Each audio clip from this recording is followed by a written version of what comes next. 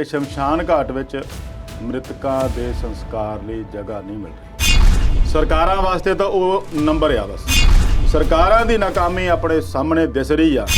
ਜਦੋਂ ਬਿਮਾਰੀ ਸ਼ੁਰੂ ਹੋਈ ਸੀ ਉਦੋਂ ਤਾਂ ਪ੍ਰਧਾਨ ਮੰਤਰੀ ਨੇ ਕਹਿਤਾ ਵੀ ਲੋਕਡਾਊਨ ਲਾ ਦੇ ਜੀ, ਤੇ ਹੁਣ ਹਾਲਾਤ ਇੰਨੇ ਗੰਭੀਰ ਹੈ ਤੇ ਹੁਣ ਤਾਲੇਬੰਦੀ ਦਾ ਐਲਾਨ ਕਿਉਂ ਨਹੀਂ ਕਰ ਰਹੀ ਸਰਕਾਰ? ਇਹ ਜਦੋਂ ਸਿਰ ਤੇ ਪੈਂਦੀ ਆ ਸਰਕਾਰ ਉਦੋਂ ਹੀ ਕਿਉਂ ਜਾਗਦੀ ਆ? ਬਹੁਤ ਵੱਡਾ ਸਵਾਲ ਹੈ ਜਿਹਦੇ ਬਾਰੇ ਸਰਕਾਰ ਲੱਗਦਾ ਨਹੀਂ ਵੀ ਕਦੇ ਵੀ ਗੰਭੀਰ ਹੋਈ ਆ। ਇੱਕ ਸਾਲ ਲੰਘ ਗਿਆ ਤੇ ਆਕਸੀਜਨ ਦੇ ਪਲਾਂਟ ਹੁਣ ਇਹਨਾਂ ਨੂੰ ਚੇਤੇ ਆਏ ਕਿ ਜਰਮਨੀ ਤੋਂ ਮੰਗਾਉਣੇ ਆ ਅਸੀਂ। ਮੁੱਖ ਮੰਤਰੀ ਜਿਹੜੇ ਦਿੱਲੀ ਦੇ ਆ ਉਹਨਾਂ ਨੇ ਕੋਈ ਇਹੋ ਜਿਹੀ ਹਰਕਤ ਕਰ ਦਿੱਤੀ ਕਹਿ ਲਓ ਜਿਹਦੇ ਕਰਕੇ ਉਹਨਾਂ ਨੂੰ ਵੀ ਸ਼ਰਮਸਾਰ ਹੋਣਾ। ਜਦੋਂ ਹਾਈ ਕੋਰਟ ਨੇ ਰੱਦ ਕਰਤੀ ਇਟ ਮੀਨਸ ਖਤਮ ਕਹਾਣੀ, ਨਵੇਂ ਸਿਰੇ ਤੋਂ ਐਸਆਈਟੀ ਬਣੂਗੀ।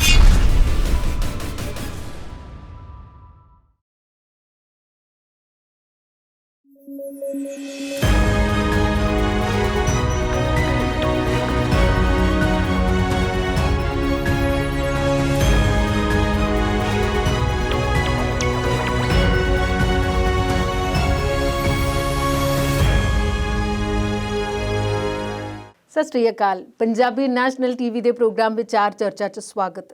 ਅੱਜ ਵੱਖ-ਵੱਖ ਮੁੱਦਿਆਂ ਤੇ ਆਪਣੇ ਮਾਹਿਰ ਮਹਿਮਾਨ ਦੇ ਨਾਲ ਚਰਚਾ ਕਰਾਂਗੇ। ਉਹਨਾਂ ਦੇ ਵਿੱਚ ਜਿਹੜੇ ਮੁੱਦੇ ਸ਼ਾਮਿਲ ਕਰ ਰਹੇ ਹਾਂ, ਆਕਸੀਜਨ ਦੀ ਘਾਟ ਨੇ ਲੋਕਾਂ ਨੂੰ ਕਿਉਂ ਵਕਤ ਪਾਇਆ, ਨਵਜੋਤ ਸਿੱਧੂ ਤੇ ਕੁੰਵਰ ਵਿਜੇ ਪ੍ਰਤਾਪ ਤੇ ਫਿਰ ਤੋਂ ਹੋ ਰਹੇ ਨੇ ਚਰਚੇ, ਸਾਬਕਾ ਗ੍ਰਹਿ ਮੰਤਰੀ ਖਿਲਾਫ FIR ਹੋਈ ਦਰਜ। ਇਸ ਤੋਂ ਇਲਾਵਾ ਕੁਝ ਹੋਰ ਮੁੱਦੇ ਵਿਚਾਰਾਂਗੇ ਆਪਣੇ ਮਾਹਿਰ ਮਹਿਮਾਨ ਦੇ ਨਾਲ। ਤੇ ਸਾਡੇ ਨਾਲ ਸਟੂਡੀਓ 'ਚ ਮੌਜੂਦ ਨੇ ਅਵਤਾਰ ਸਿੰਘ ਸ਼ੇਰਗਿੱਲ ਜੀ। ਅਵਤਾਰ ਸਿੰਘ ਸ਼ੇਰਗਿੱਲ ਜੀ, ਤੁਹਾਡਾ ਬਹੁਤ-ਬਹੁਤ ਸਵਾਗਤ ਅੱਜ ਦੇ ਪ੍ਰੋਗਰਾਮ 'ਚ। ਧੰਨਵਾਦ ਜੀ। ਕਰੋਨਾ ਦਾ ਕਹਿਰ ਲਗਾਤਾਰ ਵੱਧਦਾ ਜਾ ਰਿਹਾ ਹੈ, ਸਰਕਾਰ ਕਿਉਂ ਸੁੱਤੀ ਪਈ ਪਹਿਲਾਂ ਤੱਕ? ਬਿਲਕੁਲ ਜੀ, ਇਹਦੇ ਵਿੱਚ ਇੱਕ ਗੱਲ ਜ਼ਰੂਰ ਮੈਂ ਕਹਾਂਗਾ ਕਿ ਕਿਹੋ ਜਿਹਾ ਕਹਿਰ ਵਰਤਾਇਆ ਮਾਲਕਾ ਵੀ ਹਸਪਤਾਲਾਂ ਦੇ ਵਿੱਚ ਮਰੀਜ਼ਾਂ ਲਈ ਬੈੱਡ ਨਹੀਂ ਮਿਲ ਰਹੇ ਜੀ, ਤੇ ਸ਼ਮਸ਼ਾਨ ਘਾਟ ਵਿੱਚ ਮ੍ਰਿਤਕਾਂ ਦੇ ਸੰਸਕਾਰ ਲਈ ਜਗ੍ਹਾ ਨਹੀਂ ਮਿਲ ਰਹੀ। ਜੀ, ਬਹੁਤ ਭਿਆਨਕ ਦ੍ਰਿਸ਼ ਜਿਹੜੇ ਮੀਡੀਆ ਰਾਹੀਂ, ਫੋਟੋਆਂ ਰਾਹੀਂ, ਵੀਡੀਓ ਰਾਹੀਂ ਸੋਸ਼ਲ ਮੀਡੀਆ ਤੇ ਬਹੁਤ ਘੁੰਮ ਰਹੇ ਆ, ਜੀ, ਦੇਖੇ ਨਹੀਂ ਜਾ ਰਹੇ। ਮਤਲਬ ਕਹਿਣ ਦਾ ਆਪ ਜਿਹੜੇ ਹਸਪਤਾਲਾਂ ਦੇ ਵਿੱਚ ਬੈੱਡ ਤੇ ਪੈ ਕੇ ਜਿਨ੍ਹਾਂ ਮਰੀਜ਼ਾਂ ਨੂੰ ਆਕਸੀਜਨ ਜਾਂ ਵੈਂਟੀਲੇਟਰ ਦਿੱਤਾ ਜਾਣਾ ਚਾਹੀਦਾ ਸੀ, ਜੀ, ਉਹ ਹਾਲਾਤ ਇਸ ਵੇਲੇ ਇਦਾਂ ਦੇ ਆ ਪਏ, ਲੋਕ ਹਸਪਤਾਲਾਂ ਦੇ ਬਾਹਰ ਕਾਰਾਂ ਦੇ ਵਿੱਚ ਬੈਠੇ ਆ, ਗੱਡੀਆਂ 'ਚ ਬੈਠੇ ਆ, ਉੱਥੇ ਹੀ ਉਹਨਾਂ ਨੂੰ ਆਕਸੀਜਨ ਦਿੱਤੀ ਜਾ ਰਹੀ ਹੈ। ਜੀ, ਇਹ ਤੋਂ ਬਦਤਰ ਹਾਲਾਤ ਹੋਰ ਕਿਹੋ ਜਿਹੇ ਹੋਣਗੇ? ਜੀ, ਇਹ ਇੱਕ ਤਰ੍ਹਾਂ ਦਾ ਸੁਨੇਹਾ ਆ ਦੁਨੀਆ ਦੇ ਲੋਕਾਂ ਨੂੰ, ਪੂਰੀ ਲੋਕਾਈ ਨੂੰ, ਵੀ ਸਰਕਾਰਾਂ ਦੇ ਹੱਥ ਪੂਰੀ ਤਰ੍ਹਾਂ ਨਾਲ ਖੜੇ ਹੋ ਚੁੱਕੇ ਆ, ਕਰ ਗਏ ਖੜੇ ਉਹ, ਜੀ, ਜਾਂ ਉਹ ਕਹਿ ਲਓ ਵੀ ਪਹਿਲਾਂ ਤਿਆਰੀ ਨਹੀਂ ਕੀਤੀ, ਉਹਨਾਂ ਦੇ ਜਿਹੜੇ ਪ੍ਰਬੰਧ ਆ ਧਰਾਸ਼ਾਹੀ ਹੋ ਗਏ, ਉਹਨਾਂ ਦੀ ਮੈਨੇਜਮੈਂਟ ਨਹੀਂ ਕਿਸੇ ਤਰ੍ਹਾਂ ਕੰਮ ਕਰ ਰਹੀ, ਉਹਨਾਂ ਨੂੰ ਵੀ ਸਮਝ ਨਹੀਂ ਲੱਗ ਰਿਹਾ ਵੀ ਉਹਨੂੰ ਹੋ ਕੀ ਰਿਹਾ ਆ। ਜਿਹੋ ਜਿਹੇ ਹਾਲਾਤ ਕੁਦਰਤ ਨੇ ਬਣਾ ਦਿੱਤੇ ਆ, ਜੀ, ਪਰ ਲੋਕ ਜੇ ਸਮਝ ਜਾਣ ਤੇ ਇਹ ਵੇਲਾ ਵੀ ਨਿਕਲ ਜਾਂਦਾ ਹੁੰਦਾ, ਕਿਉਂਕਿ ਔਖਾ ਵੇਲਾ ਤੋਂ ਬਾਅਦ ਸੌਖਾ ਵੀ ਆਉਂਦਾ ਹੁੰਦਾ। ਪਰ ਇਹ ਲੋਕਾਂ ਦੀ ਸਮਝਦਾਰੀ ਲਈ ਆ, ਸਰਕਾਰਾਂ ਵਾਸਤੇ ਤਾਂ ਉਹ ਨੰਬਰ ਆ, ਬਸ ਜੀ, ਅੰਕੜੇ ਆ। ਇੰਨੇ ਮਾਮਲੇ ਹੋ ਗਏ, ਇੰਨੀਆਂ ਮੌਤਾਂ ਹੋ ਗਈਆਂ, ਇੰਨੇ ਠੀਕ ਹੋ ਗਏ, ਇੰਨੇ ਮਰੀਜ਼ ਪਏ ਆ। ਇਹ ਸਾਰੇ ਅੰਕੜੇ ਉਹਨਾਂ ਦੇ ਕਾਗਜ਼ੀ ਕਾਰਵਾਈ ਲਈ ਆ, ਜਿਹੜੇ ਕਿ ਹੌਲੀ ਹੌਲੀ ਉਹ ਫਾਈਲਾਂ ਦੇ ਵਿੱਚ ਦਫਨ ਹੋ ਕੇ ਰਹਿ ਜਾਣੇ ਆ। ਜੀ, ਕਿਤੇ ਸਮਾਂ ਹੋਊਗਾ ਉਹ ਇਤਿਹਾਸ ਬਣ ਜਾਣਗੇ। ਜੀ, ਜਿਨ੍ਹਾਂ ਦੇ ਸਕੇ ਸੰਬੰਧੀ, ਆਪਣੇ ਭੈਣ ਭਰਾ, ਮਾਂ ਪੇ, ਕੋਈ ਨੇੜੇ ਦੇ ਰਿਸ਼ਤੇਦਾਰ, ਬਹੁਤ ਪਿਆਰੇ ਮਿੱਤਰ ਜਿਹੜੇ ਚਲੇ ਜਾਂਦੇ ਆ, ਜੀ, ਉਹਨਾਂ ਦਾ ਦਰਦ ਜਿਹੜਾ ਆ ਉਹ ਨਹੀਂ ਦੇਖਿਆ ਜਾਂਦਾ। ਇਸ ਕਰਕੇ ਲੋਕਾਂ ਨੂੰ ਹੀ ਹੁਣ ਆਪ ਦੇ ਹਿੰਮਤ ਨਾਲ ਇਸ ਬਿਮਾਰੀ ਦਾ ਟਾਕਰਾ ਜੇ ਸੂਝ-ਬੂਝ ਨਾ ਕਰ ਲੈਣਗੇ ਤੇ ਬਹੁਤ ਹੀ ਚੰਗੀ ਗੱਲ ਹੋਊਗੀ। ਆਪਣਾ ਬਚਾ ਲੈਣਗੇ, ਆਪਣੇ ਆਲੇ ਦੁਆਲੇ ਨੂੰ ਬਚਾ ਲੈਣਗੇ, ਆਪਣੇ ਸਮਾਜ ਨੂੰ, ਆਪਣੇ ਦੇਸ਼ ਨੂੰ ਬਚਾ ਸਕਦੇ ਆ। ਵਰਨਾ ਸਰਕਾਰਾਂ ਦੀ ਨਾਕਾਮੀ ਆਪਣੇ ਸਾਹਮਣੇ ਦਿਸ ਰਹੀ ਆ ਵੀ ਜਿਨ੍ਹਾਂ ਨੇ ਆਕਸੀਜਨ ਤੱਕ ਦੀ ਪ੍ਰਬੰਧ ਨਹੀਂ ਕੀਤਾ, ਜਿਹੜੀ ਕਿ ਇੱਕ ਬੇਸਿਕ ਨੀਡ ਆ, ਜੀ, ਬੁਨਿਆਦੀ ਲੋੜ ਆ। ਇਹ ਕੇਵਲ ਆਕਸੀਜਨ ਇਸ ਕਰੋਨਾ ਮਰੀਜ਼ਾਂ ਲਈ ਹੀ ਜ਼ਰੂਰੀ ਨਹੀਂ ਹੈ, ਬਹੁਤ ਗੰਭੀਰ ਹੋਰ ਬਿਮਾਰੀਆਂ ਨਾਲ ਵੀ ਜਿਹੜੇ ਮਰੀਜ਼ ਆ ਉਹਨਾਂ ਨੂੰ ਵੀ ਆਕਸੀਜਨ ਦੀ ਲੋੜ ਪੈ ਜਾਂਦੀ ਆ, ਉਹਨਾਂ ਨੂੰ ਵੀ ਵੈਂਟੀਲੇਟਰ ਦੀ ਲੋੜ ਪੈ ਜਾਂਦੀ ਆ, ICU ਦੀ ਪੈ ਜਾਂਦੀ ਆ। ਪਰ ਸਾਡੀਆਂ ਸਰਕਾਰਾਂ ਨੇ ਸਿਵਾਏ ਕੁਰਸੀ ਨੂੰ ਮੁੱਖ ਰੱਖ ਕੇ ਹੀ ਕੰਮ ਕਰਨ ਤੋਂ ਇਲਾਵਾ ਕੁਝ ਨਹੀਂ ਕੀਤਾ। ਮਤਲਬ ਸਿਆਸਤ ਹੀ ਚਮਕਾਈ ਆ, ਹੁਣ ਵੀ ਸਿਆਸਤ ਹੀ ਹੋ ਰਹੀ ਆ। ਇਸ ਕਰਕੇ ਮੈਂ ਇਸੇ ਕਰਕੇ ਪੂਰੀ ਲੋਕਾਈ ਨੂੰ ਇਹ ਜ਼ਰੂਰ ਸੁਨੇਹਾ ਦੇਣਾ ਮੇਰਾ ਬਣਦਾ ਸੀਗਾ। ਮੇਰੇ ਦਿਲ 'ਚ ਸੀ ਗੱਲ ਇਹ ਵੀ ਮੈਂ ਦੱਸਾਂ ਵੀ ਸਰਕਾਰਾਂ ਲਈ ਇਹ ਅੰਕੜੇ ਆ, ਇਸ ਤੋਂ ਵੱਧ ਕੁਛ ਨਹੀਂ ਹੈ। ਤੇ ਅਵਤਾਰ ਜੀ, ਅੱਗੇ ਜਵਾਬ ਲਵਾਂਗੇ ਤੁਹਾਡੇ ਕੋਲੋਂ। ਇਸ ਵੇਲੇ ਮੇਰੇ ਮਨ 'ਚ ਇੱਕ ਸਵਾਲ ਹੈ ਕਿ ਜਦੋਂ ਬਿਮਾਰੀ ਸ਼ੁਰੂ ਹੋਈ ਸੀ ਉਦੋਂ ਤਾਂ ਪ੍ਰਧਾਨ ਮੰਤਰੀ ਨੇ ਕਹਿਤਾ ਵੀ ਲੋਕਡਾਊਨ ਲਾ ਦਿਓ ਜੀ। ਤੇ ਹੁਣ ਹਾਲਾਤ ਇੰਨੇ ਗੰਭੀਰ ਹੈ ਤੇ ਹੁਣ ਤਾਲੇਬੰਦੀ ਦਾ ਐਲਾਨ ਕਿਉਂ ਨਹੀਂ ਕਰ ਰਹੀ ਸਰਕਾਰ? ਬਿਲਕੁਲ ਜੀ, ਜਿਹੜਾ ਦੌਰ ਆ ਨਾ, ਜਿਵੇਂ ਹੁਣ ਅੱਜ ਦੇ 24 ਘੰਟਿਆਂ ਦੇ ਮਾਮਲੇ 3.5 ਲੱਖ ਹੋ ਗਏ ਆ ਜੀ। ਬਹੁਤ ਵੱਡੀ ਗਿਣਤੀ ਆ, ਜਿਹੜਾ ਕਿ ਰਿਕਾਰਡ ਤੇ ਰਿਕਾਰਡ ਨਵਾਂ ਦਰਜ ਹੋ ਰਿਹਾ। ਮੌਤਾਂ ਦੀ ਗਿਣਤੀ ਵਿੱਚ ਹੁਣ ਵੀ 3000 ਤੱਕ ਆ ਰਿਹਾ, ਔਰ ਜਿਹੜੇ ਮਾਹਰ ਦੱਸ ਰਹੇ ਆ ਜਦੋਂ ਇਹਦਾ ਪੀਕ ਆਉਣਾ ਮਈ ਦੇ ਵਿੱਚ, ਉਦੋਂ ਘੱਟੋ ਘੱਟ ਕਹਿੰਦੇ ਐਕਟਿਵ ਮਰੀਜ਼ਾਂ ਦੀ ਗਿਣਤੀ 30-35 ਲੱਖ ਤੱਕ ਪਹੁੰਚ ਜਾਣੀ ਆ ਜੀ। ਔਰ ਖਦਸ਼ਾ ਇਹ ਵੀ ਪ੍ਰਗਟਾਇਆ ਜਾ ਰਿਹਾ ਵੀ ਇੱਕ ਦਿਨ ਵਿੱਚ, ਮਤਲਬ 24 ਘੰਟਿਆਂ ਦੇ ਵਿੱਚ ਭਾਰਤ ਦੇਸ਼ ਵਿੱਚ ਜੀ ਮੌਤਾਂ ਦੀ ਗਿਣਤੀ ਜਿਹੜੀ ਆ ਉਹ 5000 ਨੂੰ ਛੂਹੇਗੀ। ਡਰਾਉਣੇ ਅੰਕੜੇ ਨੇ, ਬਹੁਤ ਡਰਾਉਣੇ ਅੰਕੜੇ ਆ। ਤੇ ਜਿਹੜੇ ਮਾਮਲਿਆਂ ਦੀ ਗਿਣਤੀ ਜਿਹੜੇ ਉਹ ਦੱਸਦੇ ਹੋ ਇਦੋਂ ਵੀ ਭਿਆਨਕ ਆ ਵੀ 5 ਲੱਖ ਤੱਕ ਗਿਣਤੀ ਜਾ ਸਕਦੀ ਆ ਜੀ। ਜਦੋਂ ਅਮਰੀਕਾ ਦੇ ਹਾਲਾਤ ਇਹ ਸੀ ਨਾ ਪਿਛਲੇ ਸਾਲ, ਤੇ ਆਪਣੇ ਇੰਡੀਆ ਵਾਲੇ ਕਹਿੰਦੇ ਸੀ ਵੀ ਦੇਖੋ ਅਮਰੀਕਾ ਵਰਗਿਆਂ ਤੋਂ ਨਹੀਂ ਸੰਭਾਲ ਹੋਇਆ, ਉੱਥੇ ਹਾਲਾਤ ਕਿੰਨੇ ਮਾੜੇ ਹੋ ਗਏ ਆ। ਪਰ ਉਦੋਂ ਸਾਰਿਆਂ ਨੂੰ ਇਹ ਡਰ ਸੀਗਾ ਵੀ ਜੇ ਕਿਤੇ ਇਹ ਵਿਗੜ ਗਿਆ ਭਾਰਤ ਵਿੱਚ ਤੇ ਭਾਰਤ ਤੋਂ ਨਹੀਂ ਸੰਭਾਲਿਆ ਜਾਣਿਆ। ਉਦੋਂ ਸੰਭਲ ਗਿਆ। ਇਹਨਾਂ ਦੀ ਸੂਝ-ਬੂਝ ਨਾਲ ਕਹਿ ਲਓ ਜਾਂ ਸਰਕਾਰਾਂ ਦੀ, ਤਾਂ ਮੈਨੂੰ ਲੱਗਦਾ ਉਦੋਂ ਵੀ ਨਾਕਾਮੀ ਰਹੀ ਆ। ਪਰ ਲੋਕਾਂ ਦੀ ਸੂਝ-ਬੂਝ ਨਾਲ, ਜੋ ਆਪਣੀ ਸਮਝ ਨਾਲ ਆਪ ਰਿਸਟ੍ਰਿਕਸ਼ਨ ਨੂੰ, ਗਾਈਡਲਾਈਨਸ ਨੂੰ ਪਾਲਣ ਕਰਕੇ ਬਚ ਗਏ, ਬਚਾਅ ਹੋ ਗਿਆ, ਉਨੀ ਹੀ ਗਾਹਾਂ ਅਣਗਹਿਲੀ ਦਾ ਆਪਾਂ ਹੁਣ ਖਮਿਆਜਾ ਭੁਗਤ ਰਹੇ ਹਾਂ। ਥਾਂ ਥਾਂ ਤੇ ਆਕਸੀਜਨ ਦੀ ਕਮੀ ਨਾਲ ਲੋਕਾਂ ਦੀ ਜਿਹੜੀ ਮੌਤਾਂ ਦੀ ਗਿਣਤੀ ਰੋਜ਼ਾਨਾ ਹੀ ਵਧੀ ਜਾ ਰਹੀ ਹੈ। ਜੇ ਦਿੱਲੀ ਦੇ ਗੰਗਾਰਾਮ ਹਸਪੀਟਲ 'ਚ ਕਹੀਏ ਤਾਂ 25 ਮਰੀਜ਼ ਸੀ, 25 ਚੋਂ 24 ਦੀ ਜਿਹੜੀ ਆਕਸੀਜਨ ਦੀ ਕਮੀ ਨਾਲ ਮੌਤ ਹੋ ਗਈ। ਮੱਧ ਪ੍ਰਦੇਸ਼ ਦੇ ਵਿੱਚ ਹਾਲਾਤ ਇਹੋ ਜਿਹੇ ਆ। ਫਿਰ ਆਏ ਦਿਨ ਜਦੋਂ ਲਗਾਤਾਰ 24 ਘੰਟੇ ਆਕਸੀਜਨ ਦਾ ਸਿਲੰਡਰ ਚੱਲਣਾ, ਤੇ ਉਹ ਕੁਦਰਤੀ ਆਪੇ ਉਹਨੇ ਤਪਣਾ ਆ। ਜਦੋਂ ਸ਼ਮਸ਼ਾਨ ਘਾਟ ਦੀਆਂ ਭੱਠੀਆਂ ਜਿਹੜੀਆਂ ਉਹ ਪਿਘਲ ਗਈਆਂ 24 ਘੰਟੇ ਅੱਗ ਲੱਗ ਕੇ, ਤਾਂ ਫਿਰ ਉਹ ਆਕਸੀਜਨ ਨੇ ਵੀ ਤਾਂ ਫਿਰ ਗਰਮ ਹੋਣਾ ਆ।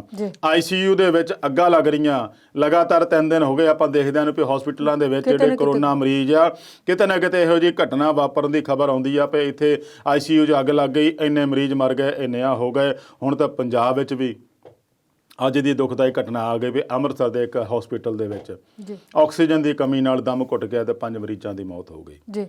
ਇਹ ਜਦੋਂ ਸਿਰ ਤੇ ਪੈਂਦੀ ਆ ਸਰਕਾਰ, ਉਦੋਂ ਹੀ ਕਿਉਂ ਜਾਗਦੀ ਆ? ਬਹੁਤ ਵੱਡਾ ਸਵਾਲ ਆ, ਜਿਹਦੇ ਬਾਰੇ ਸਰਕਾਰ ਲੱਗਦਾ ਨਹੀਂ ਵੀ ਕਦੇ ਵੀ ਗੰਭੀਰ ਹੋਈ ਆ। ਉਹਨੂੰ ਸਵਾਲ ਪੁੱਛਣ ਵਾਲੇ ਹੀ ਉਹਨਾਂ ਨੂੰ ਇਹ ਲੱਗਦਾ ਵੀ ਇਹ ਤਾਂ ਮੂਰਖ ਹੀ ਆ ਜਿਹੜੇ ਸਵਾਲ ਪੁੱਛਦੇ ਆ। ਜੇ ਕਿਸੇ ਮਨੁੱਖਤਾ ਦੀ ਗੱਲ ਕਰਦਾ ਕੋਈ ਬੰਦਾ, ਤੇ ਉਹਦੇ ਨੂੰ ਗੰਭੀਰਤਾ ਨਾਲ ਲੈਣਾ ਚਾਹੀਦਾ ਹੈ, ਨਾ ਕਿ ਉਹਦੇ ਪ੍ਰਤੀ ਹੋਰ ਸਵਾਲ ਉਹਨੂੰ ਕਰਨੇ ਚਾਹੀਦੇ ਆ। ਜੀ ਗੱਲ ਹੈ ਕਿ ਹੁਣ ਜਲ, ਥਲ ਤੇ ਹਵਾਈ ਸੈਨਾ ਨੂੰ ਕਿਸ ਕੰਮ ਲਾਇਆ ਸਰਕਾਰ ਨੇ?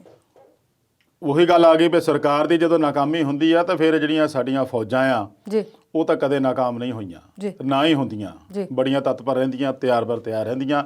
ਇਹ ਕੰਮ ਥੋੜਾ ਜਿਹਾ ਪਹਿਲਾਂ ਲਾਇਆ ਹੁੰਦਾ ਤੇ ਹੁਣ ਨੂੰ ਫੌਜ ਨੇ ਅੱਧੀ ਦੁਨੀਆ ਜਿੰਨੀ ਕੁ ਮੌਤ ਦੇ ਮੂੰਹ ਗਈ ਆ, ਹੋ ਸਕਦਾ ਬਚਾ ਲੈਣੀ ਸੀਗੀ। ਖੈਰ ਹੁਣ ਵੀ ਜੇ ਉਹਨਾਂ ਨੇ ਲਾਇਆ ਤਾਂ ਉਹਨਾਂ ਨੇ ਇਹ ਕਿਹਾ ਵੀ ਜਿਹੜੀ 에ਅਰ ਫੋਰਸ ਆ ਉਹ ਵੀ ਆਕਸੀਜਨ ਦੀ ਸਪਲਾਈ ਕਰੂਗੀ, ਜਿਹੜੀ ਰੇਲਵੇ ਆ ਉਹ ਵੀ ਇੱਕ ਆਕਸੀਜਨ ਐਕਸਪ੍ਰੈਸ ਚਲਾਏਗੀ। ਇਸ ਤੋਂ ਬਾਅਦ ਜਿਹੜੀ ਫੌਜ ਆ, ਥਲ ਸੈਨਾ ਆ, ਉਹ ਵੀ ਆਕਸੀਜਨ ਨੂੰ ਥਾਂ ਥਾਂ ਪਹੁੰਚਾਉਣ ਦੇ ਵਿੱਚ ਮਦਦ ਕਰੇਗੀ।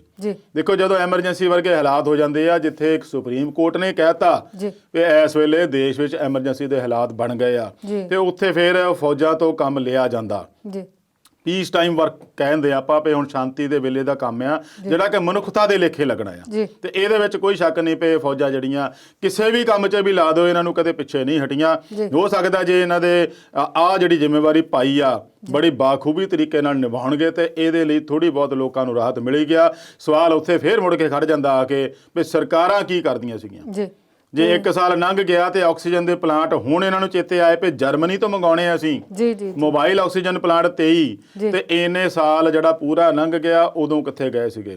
ਇਹਨਾਂ ਨੂੰ ਬੇਲ ਨਹੀਂ ਮਿਲਿਆ ਚੋਣਾਂ ਤੋਂ, ਇਹਨਾਂ ਨੂੰ ਬੇਲ ਨਹੀਂ ਮਿਲਿਆ। ਕੋਈ ਸਥਾਨਕ ਚੋਣਾਂ ਆ ਗਈਆਂ, ਕੋਈ ਪੰਚਾਇਤ ਚੋਣਾਂ ਆ ਗਈਆਂ, ਕੋਈ ਨਗਰ ਨਿਗਮ ਚੋਣਾਂ ਆ ਗਈਆਂ, ਕੋਈ ਵਿਧਾਨ ਸਭਾ ਦੀ ਆ ਗਈਆਂ, ਕੋਈ ਜ਼ਿਮਨੀ ਚੋਣਾਂ ਆ ਗਈਆਂ। ਮਤਲਬ ਕੀ ਆ ਵੀ ਇਹਨਾਂ ਨੇ ਇੱਧਰਲੇ ਪਾਸੇ ਧਿਆਨ ਦਿੱਤਾ ਹੀ ਨਹੀਂ ਵੀ ਸਾਨੂੰ ਤਾਂ ਉਹ ਸੂਬਾ ਜਿਹੜਾ ਨਜ਼ਰ ਆਉਂਦਾ ਨਾ ਇਸ ਵੇਲੇ ਵੀ ਉੱਥੇ ਚੋਣਾਂ ਹੋ ਰਹੀਆਂ ਤੇ ਉੱਥੇ ਲੱਗਦਾ ਵੀ ਸਾਡੀ ਜਿਹੜੀ ਕੁਰਸੀ ਆ ਜਾਣੀ ਆ, ਸਾਰਾ ਜ਼ੋਰ ਉੱਧਰ ਲਾ ਦਿਓ। ਇਸੇ ਕਰਕੇ ਸੋਸ਼ਲ ਮੀਡੀਆ ਤੇ ਇਹਨਾਂ ਦਾ ਮਜ਼ਾਕ ਉੱਡ ਰਿਹਾ ਵੀ ਦਿਨ ਵੇਲੇ ਤਾਂ ਜਦੋਂ ਰੈਲੀਆਂ ਕਰਦੇ ਆ ਤਾਂ ਕਹਿੰਦੇ ਬਹੁਤ ਵੱਡਾ ਇਕੱਠ ਆ, ਬੜੀ ਮਾਣ ਵਾਲੀ ਗੱਲ ਆ ਵੀ ਸਾਡਾ ਤਾਂ ਹੁਣ ਮਤਲਬ ਵੋਟਾਂ ਪਈਆਂ ਤਾਂ ਸਾਡੀ ਸਰਕਾਰ ਬਣੀ ਆ। ਤੇ ਉਹੀ ਜਿਹੜੇ ਜ਼ਿੰਮੇਵਾਰ ਆਗੂ ਆ ਰਾਤ ਨੂੰ ਆ ਕੇ ਮੀਟਿੰਗਾਂ ਕਰਦੇ ਆ, ਤੇ ਮੀਟਿੰਗਾਂ ਕਰਦੇ ਵਰਚੁਅਲ ਮੀਟਿੰਗਾਂ ਦੇ ਵਿੱਚ ਵੀ ਮਾਸਕ ਲਾਇਆ ਹੁੰਦਾ। ਜਦ ਬੰਦਾ ਸਾਹਮਣੇ ਹੈ ਹੀ ਨਹੀਂ, ਉਹ ਤਾਂ ਪਤਾ ਨਹੀਂ ਕਿੱਥੇ ਕਿੱਥੇ ਦੂਰ ਬੈਠਾ, ਵਰਚੁਅਲ ਉਹਦੀ ਵੀਡੀਓ ਕਾਨਫਰੰਸਿੰਗ ਰਾਹੀਂ ਤੁਹਾਡੀ ਗੱਲਬਾਤ ਚੱਲ ਰਹੀ ਆ, ਤੇ ਉੱਥੇ ਮਾਸਕ ਲਾ ਕੇ ਕਿਉਂ ਲੋਕ ਦਿਖਾਵਾ ਕੀਤਾ ਜਾਂਦਾ।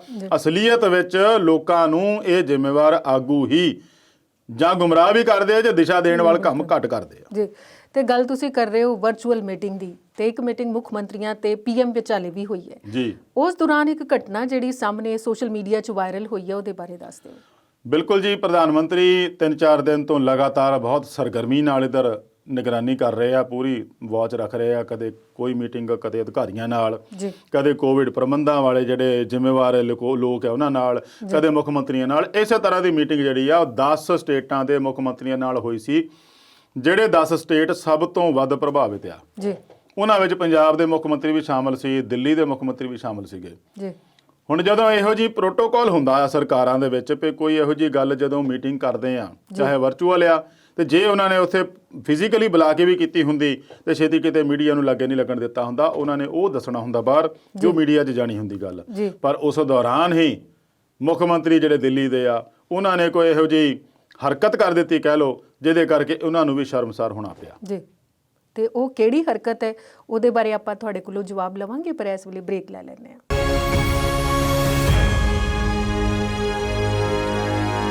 ਬ੍ਰੇਕ ਤੋਂ ਬਾਅਦ ਵਿਚਾਰ ਚਰਚਾ ਪ੍ਰੋਗਰਾਮ 'ਚ ਫਿਰ ਤੋਂ ਸਵਾਗਤ ਕਰਦੇ ਹਾਂ। ਤੇ ਅਵਤਾਰ ਜੀ, ਬ੍ਰੇਕ ਤੇ ਜਾਣ ਤੋਂ ਪਹਿਲਾਂ ਆਪਾਂ ਇੱਕ ਹਰਕਤ ਦੀ ਗੱਲ ਕਰ ਰਹੇ ਸੀ, ਉਹ ਹਰਕਤ ਕਿੱਥੇ ਤੇ ਕਿਵੇਂ ਹੋਈ?